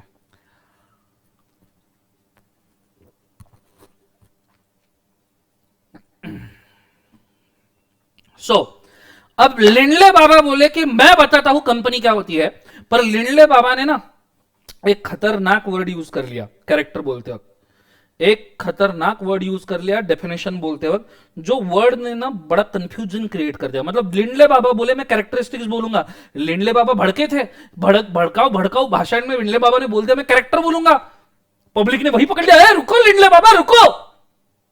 लिंडले बाबा बोले क्या हो गया? बोले तुमने अभी क्या बोला? बोले मैं कंपनी के कैरेक्टर बोलूंगा, बोले मैं कंपनी के कैरेक्टर बोलूंगा। लोग बोले कैरेक्टर बोलोगे, कैरेक्टर बोलोगे, कैरेक्टर बोलोगे? लिंडले बाबा बोले हाँ मैं कैरेक्टर बोलूंगा। कंसेप्ट समझ में आ रहा है सबको? हाँ है ना? तो ये चीज को याद रखना, लिंडले बाबा बोले कैरेक्टर। लोगों ने लगे सवाल पूछ लिया, बाबा जी what is difference between a character and feature? बाबा जी जरा ये चीज बता दीजिए, बोले कैरेक्टर और फीचर में क्या फर्क है? लिंडले बाबा बोले मैं कैरेक्टर बताऊंगा। लोगों ने पूछ लिया कैरेक्टर तो बाद में बताना, पहले तो ये बताओ कि कैरेक्टर और फीचर में फर्क क्या है। एनीवन इन द कमेंट्स जो लोगों की इस दुविधा, शंका, कुशंका, लघु शंका को कमेंट में सॉल्व करे? कोई तो सॉल्व करे, कमेंट के अंदर बताए कि कैरेक्टर और फीचर के बीच में डिफरेंस क्या है, फटाफट बताइएगा जरा। Character means expected. आशीष मुझसे पढ़ा है बेटा तू फाउंडेशन में, लग रहा है मेरे को, वही मैंने ये एक्सप्लेन किया था। कोई ये लघु शंका को सॉल्व कर दे, कैरेक्टर और फीचर के बीच का डिफरेंस। कोई नहीं बताएगा, बहुत ज्यादा डिफरेंट है। वाह वाह एमडी महफूज, वाह वाह एमडी महफूज, वाह क्या क्या डिफरेंस बोला एमडी महफूज में, कमेंट पे देखिए, मतलब लाइव चैट में देखिए, समझ में आएगा। बहुत ज्यादा डिफरेंस है बोले, वाह कहां से आते हैं ऐसे लोग, एमडी क्या हो गया आपको। Quality versus description, character means expected scope, characters common होते हैं, फीचर स्पेसिफिक होते हैं, फीचर्स उसकी क्वालिटी, फीचर मींस अवेलेबल पता नहीं, कैरेक्टर मींस जो रियल में है, फीचर मींस जो होना चाहिए। सर जी करने के में टाइम लगता है, प्लीज वेट, अच्छा टाइप करने में टाइम लगता है, अच्छा कोई दिक्कत नहीं। Feature is just a definition, character, चलो character is expected, feature is actual, characteristics common, feature is specific, feature is actual scenario, character is how it should be. चलो बहुत बढ़िया, जितने लोगों ने आंसर दिया उसमें से कुछ के सही है कुछ के गलत है। अब जरा मुझसे सुनो कि भैया कैरेक्टर और फीचर क्या होता है, बड़े अच्छे से सुनना, बड़े प्यार से एक्सप्लेन करूंगा, एक झटके में समझ जाओगे, ठीक है। अपन लेते हैं जरा किसी को तो भी कमेंट सेक्शन में से जिसका नाम मेरे को पसंद आए, नितिन भाई, नितिन गर्ग, ठीक है, नितिन गर्ग, नितिन भाई जी, कार्यक्रम की सभी पात्र और घटनाएं काल्पनिक है, इसका वास्तविक जीवन से कोई संबंध नहीं है, यदि किसी घटना के साथ समानता होती है तो ये तो मात्र संयोग कहा जाएगा। नितिन भाई जी मैं तुमको पहले हाथ जोड़ के सॉरी बोलता हूं, तुम्हें एग्जाम्पल के लिए हमको यूज करना पड़ेगा। कंसेप्ट समझ में आ रहा है सबको, हाँ है ना, तो बड़े अच्छे से बोर्ड के ऊपर ध्यान देना। मैं क्या कह रहा हूं कि भैया कैरेक्टर और फीचर क्या है। अब नितिन कर रहा है सीए, नितिन भाई जी मेरी दुआ है अगले 3 साल के अंदर अंदर या 3.5 साल, जैसे आपका इंटर के बाद और 3 साल लगेंगे ना आपको, इसलिए 3.5 साल में नितिन जी आप बन जाओ सीए। नितिन ये मेरी दुआ है, पहले तुम्हारे नाम के आगे मैं सीए लगा लूं, ठीक है। तो नितिन भाई जी तुम सीए बन जाओ, ये मेरी दुआ है। अब नितिन भाई जी सीए क्यों कर रहे, मैंने उसी दिन बोला था, नितिन भाई जी सीए क्यों कर रहे। कोई भी लड़का सीए क्यों करता है, मैं लड़का हूं, मैंने सीए क्यों किया, मेरा एक ड्रीम था कि मेरा एक छोटा सा बंगला हो, मेरी एक छोटी सी गाड़ी हो और एक सुंदर सी लड़की मिले। तो नितिन भाई जी का भी ये ड्रीम था कि भैया एक छोटा सा बंगला, एक छोटी सी गाड़ी, एक सुंदर सी लड़की मिले। तो भैया नितिन भाई जी ने छोटा सा बंगला बांध लिया, नितिन भाई जी ने छोटी सी गाड़ी भी ले ली, लिमोजीन, ठीक है, जो शुरू होती है तो खत्म होने का नाम ही नहीं लेती है, गाड़ी भी ले ली। फिर नितिन भाई जी एक दिन घर पे बैठे थे। अब जैसे ही कोई लड़का सीए बन जाता है ना, घर देखो कैसा, मतलब फैमिली कैसे डेंजरस होती है, मतलब इस मामले में डेंजरस हो, ऐसे फैमिली बहुत अच्छी होती है पर इस मामले में जैसे ही लड़का सीए बन जाता है ना, या जैसे ही लड़की सीए बन जाती है, लड़की तो सीए बनने के पहले ही यार मेरे को बहुत बुरा लगता है ये चीज का, बट क्या करें, है फैमिली है। सो जैसे ही लड़का सीए बन जाता है, लड़के को तो भी सीए बनने का वेट करते हैं, लड़की तो सीए बनने के पहले, जैसे ही समय आ जाए घर वाले बोलते हैं और कुछ सोचा है फ्यूचर का। जैसे ही घर वाले आपको ये बोलेंगे ना कुछ सोचा है फ्यूचर का, तो इसमें 2 ही सवाल हो सकते हैं, एक तो करियर नहीं तो शादी। ये मान लेना तुम्हारे साथ भी होगा, मैं अभी से तुम्हें आगाह कर रहा हूं, फिर मत बोलना हमारे साथ हादसा हो गया सर, मेरे साथ क्योंकि हादसा हो चुका है, मैं नहीं चाहता तुम्हारे साथ हो जाए। नहीं मेरे साथ भी नहीं हुआ है, ये लेक्चर मेरे बीवी को बिल्कुल मत दिखाना, मेरे को मारेगी, ठीक है, बिल्कुल ना दिखाना।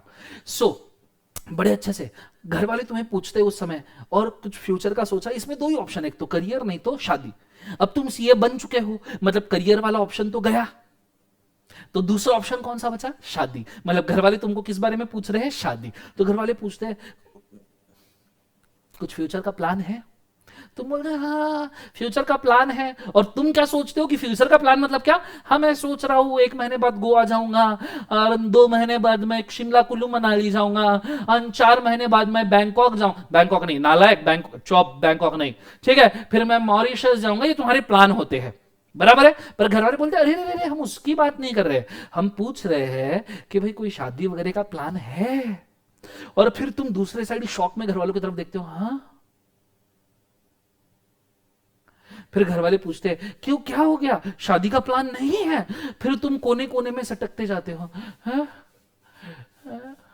ये कहां से आ गया हमारे यहाँ पे, शादी कहां से आ गई, जिंदगी में शादी नाम का कोई कंसेप्ट ही नहीं था। हम माना किसी दिन किसी के साथ अटकना पड़ेगा, पर इतनी जल्दी, बराबर है, कौन सिंगल जिंदगी एंजॉय नहीं करना चाहता। तो घर वाले बोला आप देख रहे हो, हाँ फिर घर वालों ने बोला नहीं नहीं तुमको शादी करनी पड़ेगी, हमारी एक इच्छा है, ये बहुत खतरनाक इच्छा है, याद रखना, हमारी एक इच्छा है कि हमारी बहू हमारे सामने आ जाए। नितिन को घर वाले बोल रहे हैं कि हमारी बहू हमारे सामने आ जाए। नितिन बोलता है पहले तो डिमांड है बहू की, बहू आने के बाद में डिमांड रहेगी बच्चे की, कि हमको हमारे पोते की किंकारियां सुननी है, ये किंकारियां सुननी है। बोलो हाँ है ना, ये दूसरी डिमांड क्लियर है। फिर दूसरे बच्चे की डिमांड, फिर चौथे बच्चे की डिमांड। मेरे साथ ऐसा हो रहा है, ये जरूरी नहीं है, पर ऐसा घर वाले डिमांड करते हैं, क्लियर है। तो घर वाले ने सोचा कि कोई बहू हमको चाहिए। फिर घर वाले नितिन को पूछते हैं कोई पटाई है। नितिन को घर वालों ने पूछा कोई पटाई है। अब नितिन बेचारा सीए में, नितिन तो बेचारा सीए में, ठीक है।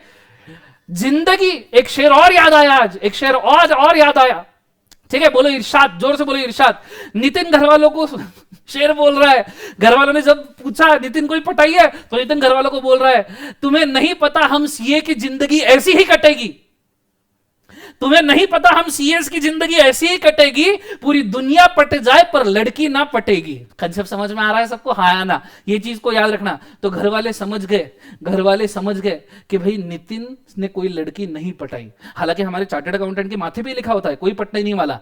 कुछ लोगों को पट गई, वो बहुत फॉर्चुनेट होते हैं जिंदगी में, उन्होंने उसको संभाल के रखना चाहिए, पर लड़की ना पटेगी। फिर घर वालों ने नितिन से एक सवाल पूछा, घर वालों ने नितिन को पूछा फिर अगर नहीं पटाई है तो कैसी लड़की चाहिए, अगर नहीं पटाई है तो कैसी लड़की चाहिए। अब मुझे एक सवाल का जवाब देना, एक सवाल का जवाब, सभी लड़के और लड़कियों को मैं एक साथ पूछना चाहूंगा, मुझे एक सवाल का जवाब देना। अगर तुम्हें तुम्हारे घर वाले पूछे कि कैसा लड़का या लड़की चाहिए, तो तुम घर वालों को क्या आंसर दोगे? तुम घर वालों को क्या ये आंसर दोगे, नहीं हॉट चाहिए, क्या ये आंसर दोगे? नहीं बॉम्ब चाहिए, क्या ये आंसर दोगे? नहीं हैंडसम चाहिए, मसल वसल दिखने चाहिए, ये आंसर दोगे घर वालों को? ये आंसर तो हम दे नहीं सकते। जैसे ही तुमने घर वालों पे हॉट बोला, नहीं तुम्हारे मुंह पे आके हॉट तवा लगा दिया मम्मी ने, तो नाम बदल देना, ठीक है। बोल के देखो घर वालों को हॉट चाहिए, मस्त हॉट तवा आएगा, ये ले बेटा हॉट, पूरा हॉट हो जाए जिंदगी में, हॉट हॉट। कंसेप्ट समझ में आ रहा है सबको? हाँ है ना। तो आप घर वालों को ये नहीं बोल सकते हॉट चाहिए, हैंडसम चाहिए, मसल वाला चाहिए। तो घर वालों को नितिन ने पूछा भाई नितिन कैसी लड़की चाहिए। अब नितिन तो बोल नहीं सकता ना हॉट चाहिए, नितिन क्या बोलेगा? तो नितिन बोले सुंदर चाहिए, और क्या बोलेगा? सुशील चाहिए, और क्या बोलेगा? सुसज्जन चाहिए, सुसंस्कृत चाहिए, सुकुमार चाहिए, सुसु नहीं, माय मिस्टेक, वेरी सॉरी, मतलब सब सु भी नहीं चाहिए, सुंदर, सुशील, सज्जन, सुकुमार, जितने भी लगा सकते हो वो सब चाहिए।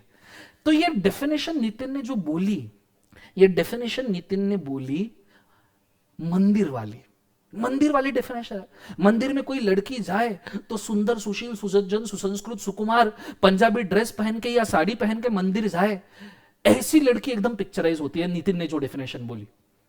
हालांकि ऐसी लड़की अच्छी लगती है कि भैया कोई पंजाबी ड्रेस साड़ी में कोई मंदिर जाए तो लड़की अच्छी लगे जिंदगी में, ऐसी लड़कियां चाहिए शादी के लिए जिंदगी में। बोलो हाँ है ना।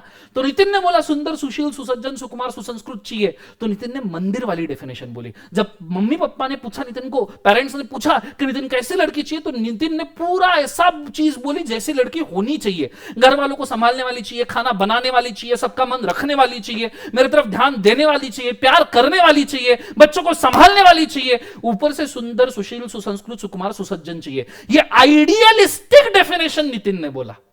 आइडियलिस्टिक लड़की कैसी चाहिए कि भैया लड़की ना ऐसी चाहिए, ये ड्राफ्टेड डेफिनेशन है लड़की की कि लड़की ऐसी चाहिए, सुंदर, सुशील, सुसज्जन, घर वालों को मेंटेन करने वाली, बच्चों को संभालने वाली, बच्चे पैदा करने वाले, वेरी सॉरी, पैदा करने वाले, तो ऐसी लड़की चाहिए, ऐसा नितिन ने बोला। कंसेप्ट समझ में आ रहा है सबको? हाँ, ये नितिन ने बोला है, ये करेक्ट, ये जो नितिन ने बोला है ना आइडियलिस्टिक एक्सप्लेनेशन, ये आइडियलिस्टिक एक्सप्लेनेशन है कि घर वालों ने पूछा तो नितिन ने आइडियलिस्टिक एक्सप्लेनेशन दिया। अब इसी नितिन को आप जरा उस रोड पे लेके जाइए। हर शहर में एक रोड होता है जहां हरियाली छाती है शाम को, खास करके सैटरडे संडे शाम को बहुत हरियाली छाती है। इस नितिन को वहां जाके छोड़िए, इस नितिन को वहां जाके छोड़िए कि जा भाई नितिन बाइक लेके जा, वहां चला जा। अब समझो नितिन और नितिन का बेस्ट फ्रेंड दोनों बाइक से जा रहे हैं, नितिन को एक मस्त हरियाली दिख गई, नितिन ने हरियाली दिखी, नितिन जाओ, ओ क्या लड़की है बॉस। उसका दोस्त उसे बोलेगा क्यों रे, तूने तेरे घर वालों को बोला था सुंदर चाहिए, सुशील चाहिए, सुसंस्कृत चाहिए, सुकुमार चाहिए, सुसज्जन चाहिए। नितिन बोलता है अबे हो गया तेल लेने, मुझे ये चाहिए। बोलो हाँ या ना, मुझे ये चाहिए। और उसका दोस्त बोलता है अभी ये चाहिए, ये नितिन बोलता है ठीक से बात कर, भाभी है तेरी, भाभी इमीडिएटली भाभी भी बन जाती है। मेरे को समझ में नहीं आता लड़कों में भाभी बनाना 2 सेकंड का गैप होता है भैया, लड़की पसंद आना और भाभी बनना 2 सेकंड का गैप होता है, याद रखना। अगर लड़के लड़के लोग बैठ, ये इज्जत से बात कर भाभी है तेरी, वो बोलता है अरे पर घर वालों को तो तूने पूरी आइडियलिस्टिक डेफिनेशन बताई, उसमें से तो इसमें बहुत कम चीजें हैं। नितिन बोलता है वो नहीं पता, भाभी है तेरी, इज्जत से बात कर। बोलो हाँ या ना। अब ये हुई 2 चीजें, ये हुई 2 चीजें, बड़े अच्छे समझना, तुम्हारे काम का कंसेप्ट बोल रहा हूं, बड़े अच्छे समझना। एक डेफिनेशन नितिन ने बोली है आइडियलिस्टिक मंदिर वाली, एक डेफिनेशन नितिन ने बोली है आइडियलिस्टिक मंदिर वाली, और दूसरा नितिन जब हरियाली वाले रोड पे जाता है तो वो डेफिनेशन सुंदर आइडियलिस्टिक डेफिनेशन एक्सपेक्ट नहीं कर रहा, उसको जो लड़की पसंद आ रही है वो सिर्फ फीचर्स देख के खुश है, ऐसी लड़की चाहिए, सुंदर चाहिए, हॉट है, जबरदस्ती जिंदाबाद है। क्लियर है? ये नितिन बोल रहा है, उसको फीचर दिख रहे हैं, उसको कैरेक्टर नहीं दिख रहे, उसको फीचर दिख रहे हैं, ये चाहिए। तो जो आइडियलिस्टिक एक्सपेक्टेशन है मंदिर वाले, आइडियलिस्टिक एक्सपेक्टेशंस है मंदिर वाले, वो होते हैं कैरेक्टर्स, कैरेक्टरिस्टिक्स, कि कैसी लड़की होनी चाहिए शादी के लिए, ये कैरेक्टरिस्टिक्स है। पर आपको जो पसंद आती है, आपको जो पसंद आती है, आप जिसके साथ घुल मिल जाते हो, जरूरी नहीं है कि आइडियलिस्टिक एक्सप्लेनेशन को मैच करे, जरूरी नहीं है कि लड़की मंदिर वाले डेफिनेशंस को मैच करे, पर ये जो लड़की है ये तुम्हें पसंद आई है, इसके कोई भी फीचर्स हो सकते हैं, इसे हम कहते हैं फीचर। कैरेक्टरिस्टिक्स जो आइडियलिस्टिकली होना चाहिए, फीचर जो है, जो है इससे इसको कोई लेन देन नहीं, जो है वो फीचर है, जो होना चाहिए आइडियलिस्टिकली वो कैरेक्टर है। आई गेस आपको समझ में आया होगा।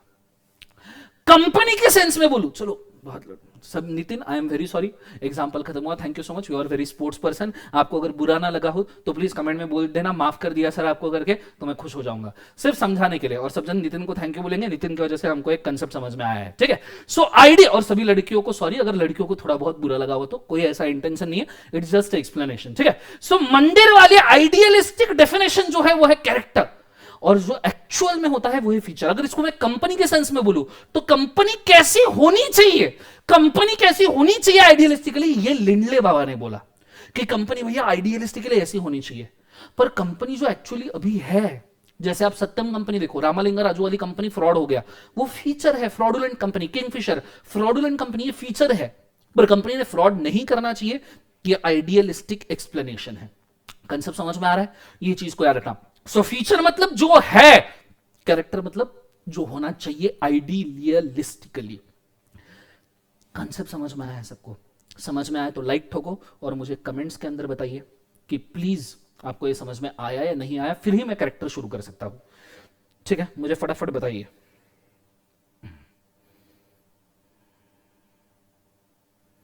चलो thank you so much Nitin, you are gem of person, thanks भाई, लव यू लॉट।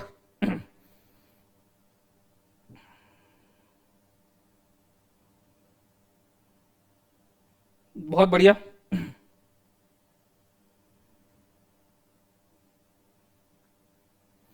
चलो शानदार। तो आप एक काम कीजिएगा, पहले तो ये 3 डेफिनेशन लिखिएगा लिखिएगा, फिर इसके बाद मैं कैरेक्टर और फीचर का डिफरेंस में डिक्टेट करके लिखवा दूंगा, फिर हम सभी कैरेक्टर्स को देखेंगे, ठीक है। पहले ये 3 डेफिनेशन लिख लीजिए, गो for it fast.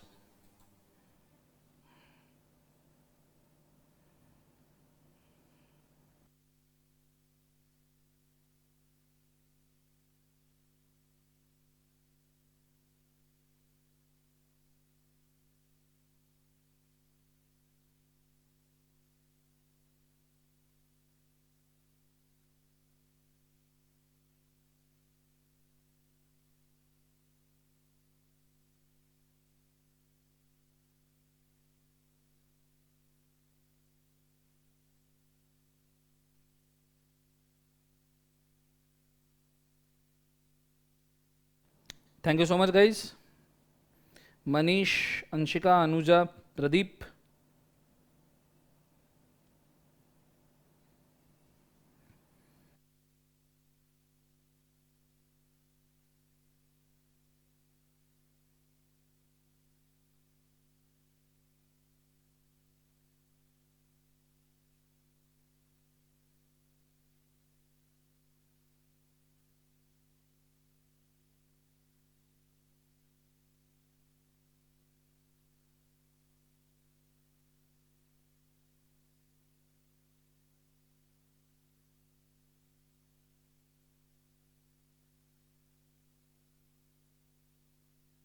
Very good morning बच्चों, अभिषेक, नितिन। अल्फ्रेड मार्शल पता नहीं बेटा, बाबा मार्शल इतना मालूम है अपने को।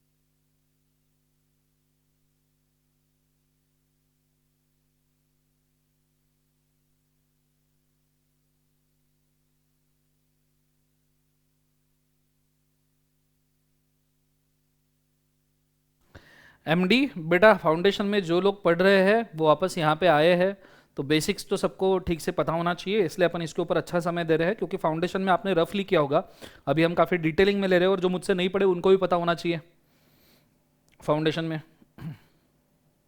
थैंक्स अभिषेक। जिनका हो गया कमेंट कर सकते हैं, नहीं हुआ तो बताइएगा।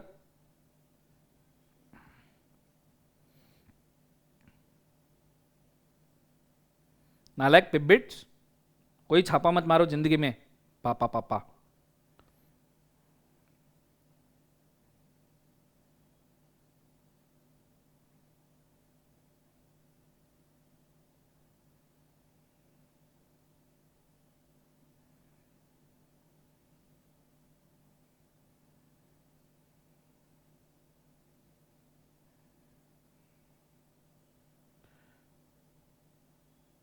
मेरी एज स्वाधीन, मैं बस, मेरी एज पूछ रहे मैं बस उतने ही साल का हूं जितने साल पहले मैं पैदा हुआ था। चलो आगे। मेरी एज काफी अच्छी है, so I am 33 I guess now, 33 साल का हो चुका हूं मैं। ठीक है, अभी बूढ़ा हो गया हूँ नियरली, अभी कहाँ। ठीक है चलो स्टार्ट करते हैं। आपने पूछ लिया, मैंने बता दिया, आगे मत पूछना। अच्छा हुआ मैं लड़का हूँ, मैं को पूछा, मैंने बोल भी दिया, लड़की को कभी एज मत पूछना स्वाधीन, जिंदगी जहन्नुम बन जाएंगी तुम्हारी। ठीक है let's go. Sir your name, वाह वाह। सत्यम, केशव सत्यम पूछ रहा है हमारा नाम क्या है, हमारा नाम है गजनी बेटा। ठीक है लेट्स गो, स्टार्ट करते हैं, कॉन्सेंट्रेट करना अच्छे तरीके से, ध्यान देना। ओके ये एग्जैक्ट कंपनी के डेफिनेशन हो गया सच में। चलो सो ये हो गया। अब इसके नीचे कैरेक्टर और फीचर का डिफरेंस लिख के रखो, मैं डिक्टेट करता हूं, लिखना फटाफट लिखना। Character means N idealistic explanation, character means an idealistic explanation of a thing. Character means idealistic explanation of a thing, that how it should be, that how it should be, that how it should be. Character means idealistic explanation of a thing, that how it should be, how it should be. नीचे paragraph करके features लिखना। Feature means how the thing is, feature means how the thing is, how the thing is irrespective, how the thing is irrespective of its expected characters, irrespective of its expected characters,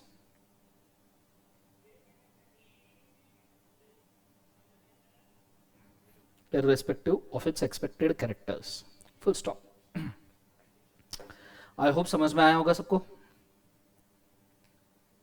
बोलो ये सुनो, शानदार जबरदस्त जिंदाबाद तूफान। समझ में आया? तो अब हम घुसते हैं कैरेक्टर्स में। हम एक्सपेक्टेड चीजें, फीचर्स नहीं बोल रहे, बिकॉज हर कंपनी का फीचर अलग होगा। इंडिया में 15,30,000 से ज्यादा कंपनी है, हर कंपनी के फीचर्स अलग होंगे, तो फीचर्स तो हम नहीं देख सकते। तो हम आइडियलिस्टिक चीजें एक्सपेक्ट कर सकते हैं कि कंपनी कैसी होनी चाहिए। So will go for idealistic characteristics of company. ठीक है, अब यहां पे थोड़ा सा एक्शन करने पड़ेंगे। तो put your hands up in the air, put your hands up in the air. थोड़े से हाथ खुले कर लो, कहीं कोई हाथ बिजी ना रखना। ठीक है, पूरे हाथ खुले कर लो और पूरा ध्यान बोर्ड के ऊपर देना। Characteristics of company, characteristics of company जो है वो कुछ 9 पार्ट में डिवाइडेड है।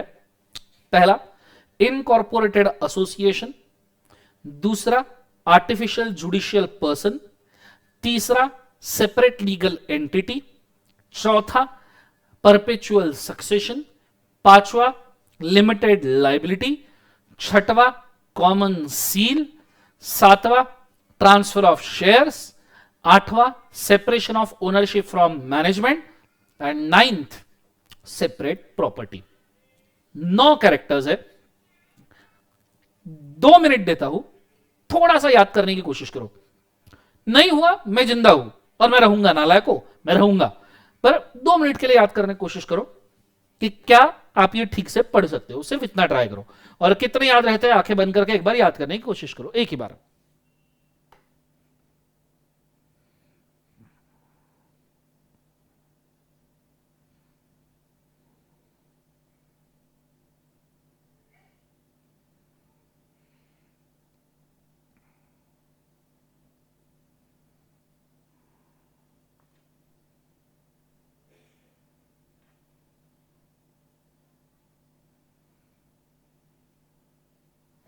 शरडन,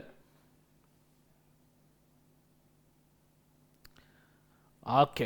अब अगर आपने याद किया होगा तो put your hands up in the air. जिनको याद नहीं, जिनको याद होगा 12th में भी था गेस मैंने सुना था, फाउंडेशन में भी बहुत सारे बच्चों को मैंने इसको याद करवा के दिया है। तो उसी टेक्निक को हम फॉलो करते हैं, फटाफट फटाफट इसको याद कर लेते हैं कि ये एग्जैक्टली है क्या।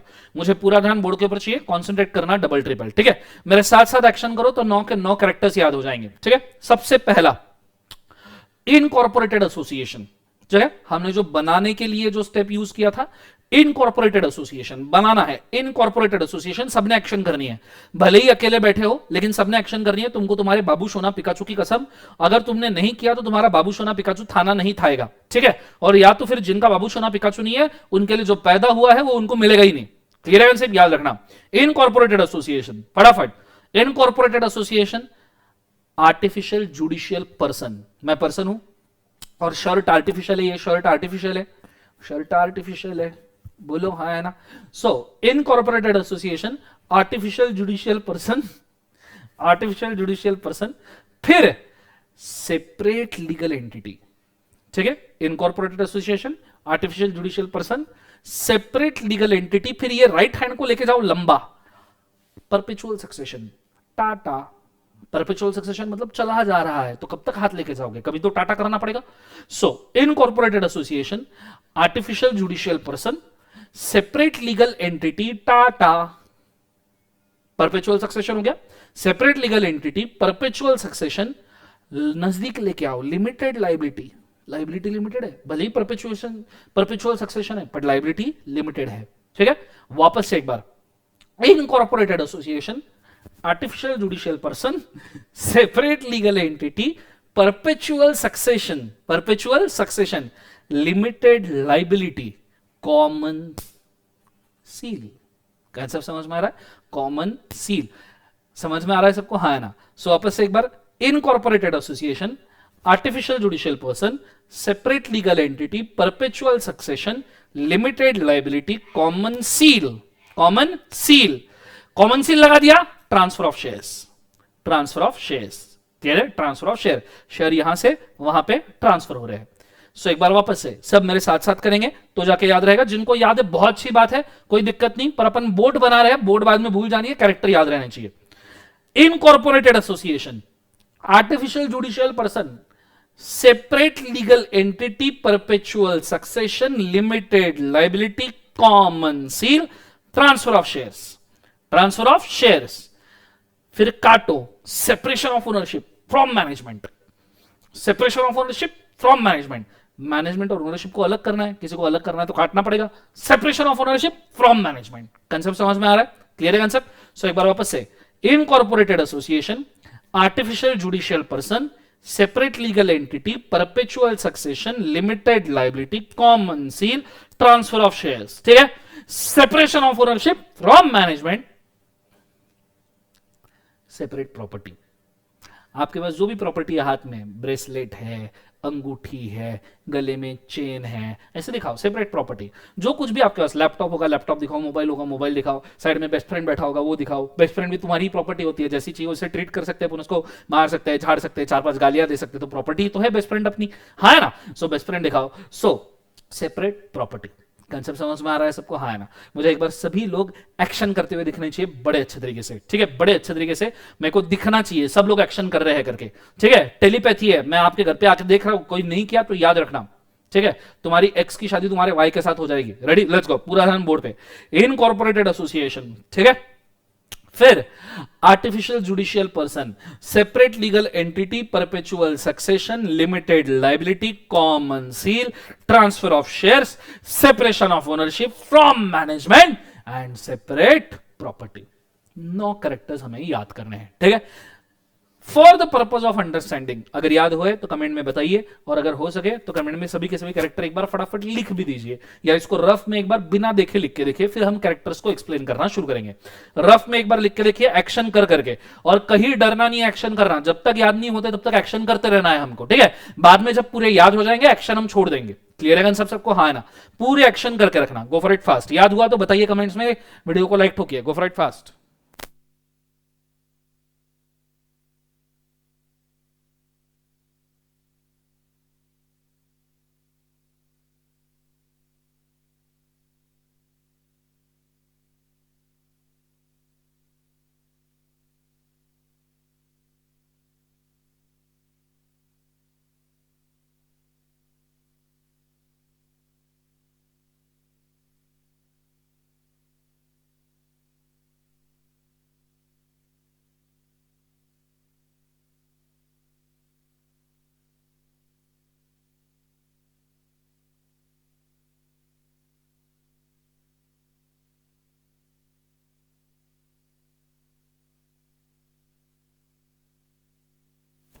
चलो डन एवरीबॉडी, याद हुई गयो कई,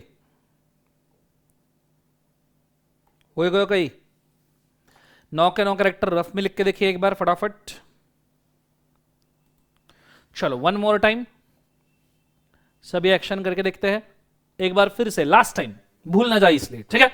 लेट्स गो। इनकॉर्पोरेटेड एसोसिएशन, फिर क्या है, आर्टिफिशियल जुडिशियल पर्सन, फिर क्या है, separate legal entity, perpetual succession, limited liability, common seal, transfer of shares, separation of ownership from management, separate property, ठीक है।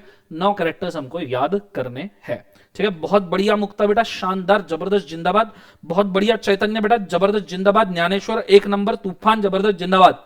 जो भी कमेंट्स कर रहे हैं तूफान, जिन्होंने रफ में लिखा वो भी शानदार, जबरदस्त, जिंदाबाद। बहुत बढ़िया बेटा तेजस, चलो तूफान, ऐसे पढ़ाई करते हैं जिंदगी में, बहुत ही बढ़िया। क्षितिज, रुचिता, जीनिल, राहुल, यशिका, बहुत ही शानदार, ठीक है। Let's go. सो ये हो गया हमारे कैरेक्टर्स। अनुजा, हर्षा, हर्ष, प्राची, बहुत बढ़िया बहुत बढ़िया।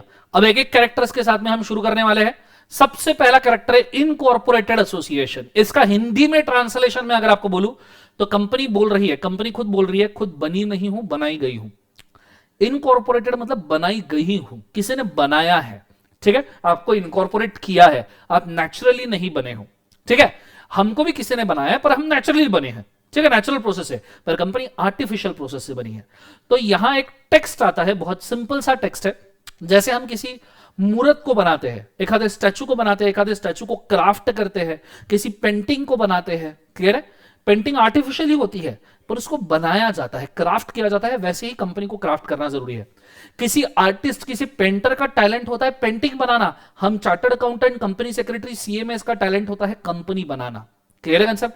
किसी पेंटर का टैलेंट होता है पेंटिंग के अंदर चेक करना ठीक बन रहा है, हम सीएमए का टैलेंट होता है किसी कंपनी के अंदर चेक करना सब सही हो रहा है या नहीं हो रहा है। अरे पेंटर अगर कोई आर्टिस्ट है तो हम भी आर्टिस्ट से कम नहीं है। हमारा सिर्फ आर्ट है फाइनेंस का, हमारा आर्ट है लॉ वाला, हमारा आर्ट है टैक्स वाला, हमारा आर्ट है लोगों के पैसों को ठीक से मैनेज करना। हम भी तो आर्टिस्ट है, क्लियर है। तो जैसे कोई मूर्तिकार मूर्त बनाता है वैसे ही हम लोग पेंटिंग बनाते हैं, वैसे ही हम लोग खुद एक कंपनी बनाते हैं। ये चीज को आपको बड़े अच्छे तरीके से याद रखना है। कंसेप्ट समझ में आ रहा है सबको? हाँ है ना? ये चीज को आपने बड़े अच्छे से याद रखना। मैं बढ़ रहा हूँ आगे, एक सेकंड होल्ड करना। लाइव स्ट्रीम मेरा कहाँ गायब हो गया? ए बाबा, जिंदगी में क्या चल रहा है चिचा? हाँ, तो हमारा ये आर्ट है बच्चों, ये चीज को याद रखना। तो इसके लिए टेक्स्ट है, the company is not a natural person like human, plant और animal. It is created by human. It is a creation for some specific object, so it will run for achieving the object and beyond for the new objects. ये object achieve करने के लिए run करेगी और उसके बाद में new objects के लिए भी आगे रन करेगी। चलो done. Okay, so new object के लिए भी आगे डन करेगी। That is called as incorporated association. ये हुआ पहला कैरेक्टर, ठीक है। इसको लिखना चाहोगे तो 1 मिनट के लिए फटाफट लिख लो या स्क्रीनशॉट निकाल लो। मैं 1 मिनट के लिए गायब होता हूं, फटाफट लिख लो। इनकॉर्पोरेट एक एक कैरेक्टर का एक्सप्लेनेशन लिखना है। गो फॉर इट फास्ट।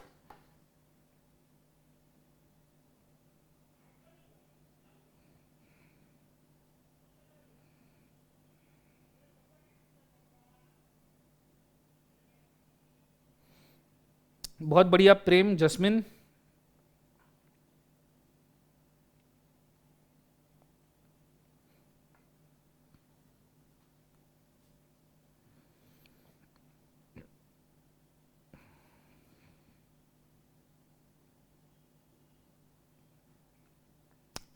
चलो, लिखना हो गया सबका? लिखना हो गया तो बताइए मुझे।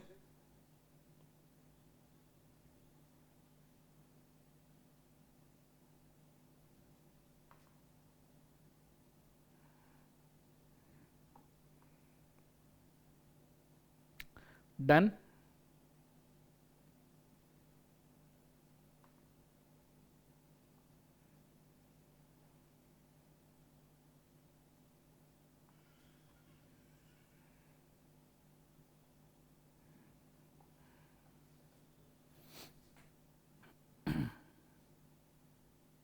Done everybody?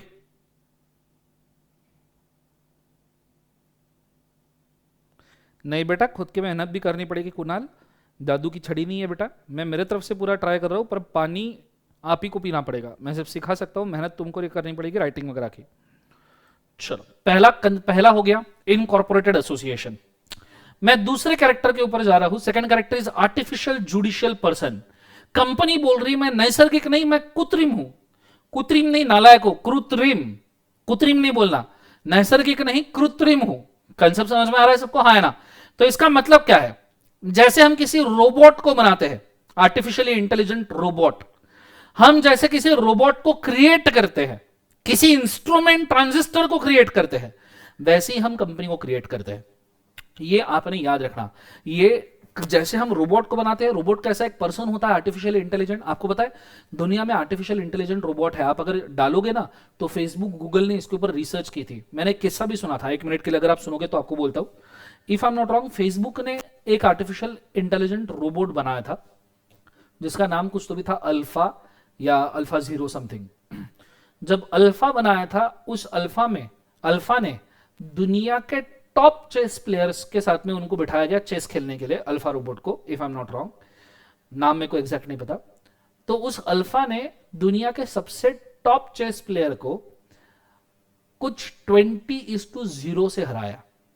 मतलब पूरे 20 गेम वो जीता और 20:0 से उसने दुनिया के टॉप चेस प्लेयर को हराया। Artificially intelligent robot. अल्फा के बाद में उन्होंने कोई तो भी एक और रोबोट निकाला, if I am not wrong, नाम मुझे एग्जैक्ट याद नहीं है, कुछ सब जीरो करके या जीरो या सब जीरो करके। उस सब जीरो ने अल्फा रोबोट को सब जीरो ने अल्फा रोबोट को 13:1 से हराया। मतलब 13 बार सब जीरो जीता और अल्फा सिर्फ एक बार जीता।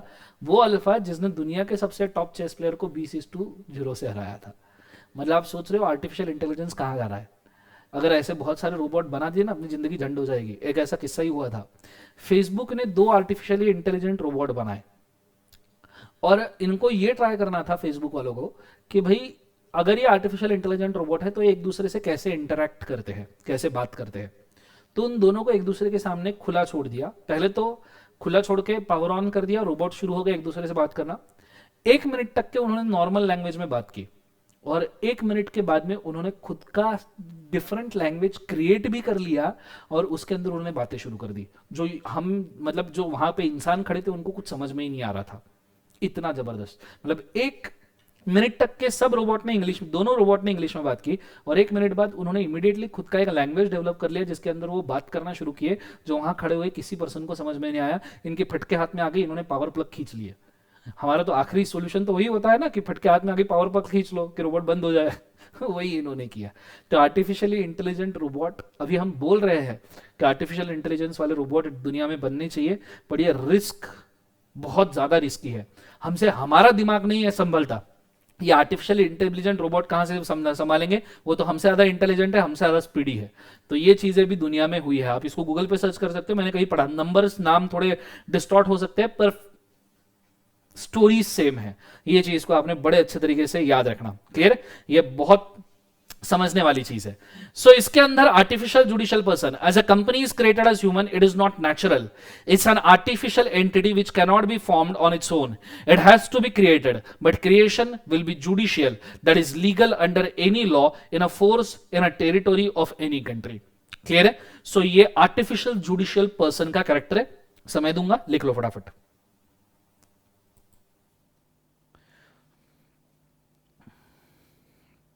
लिखो फटाफट। Thank you so much guys.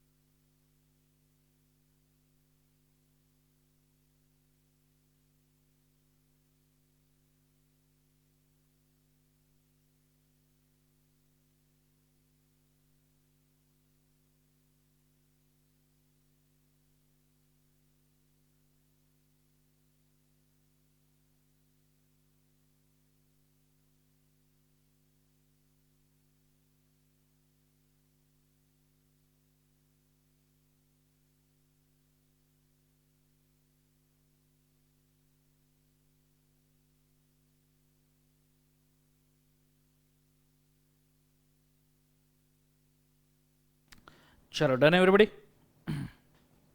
हो गया सबका?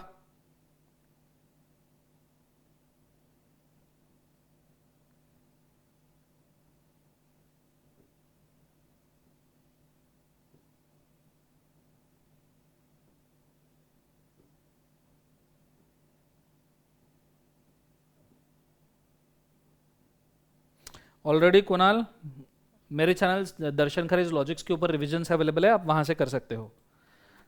मेरा चैनल दर्शन खरेज लॉजिक्स, वहां पे रिवीजन अवेलेबल है, आप वहां से जरूर कर सकते हो, कोई दिक्कत नहीं।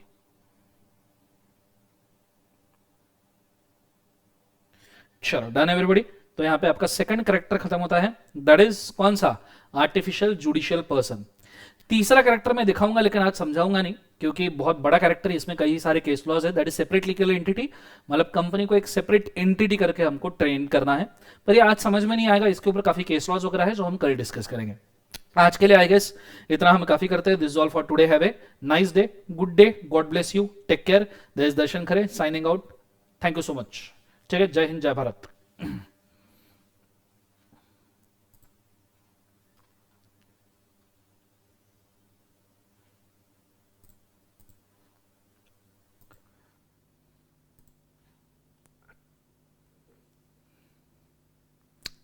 Thank you so much.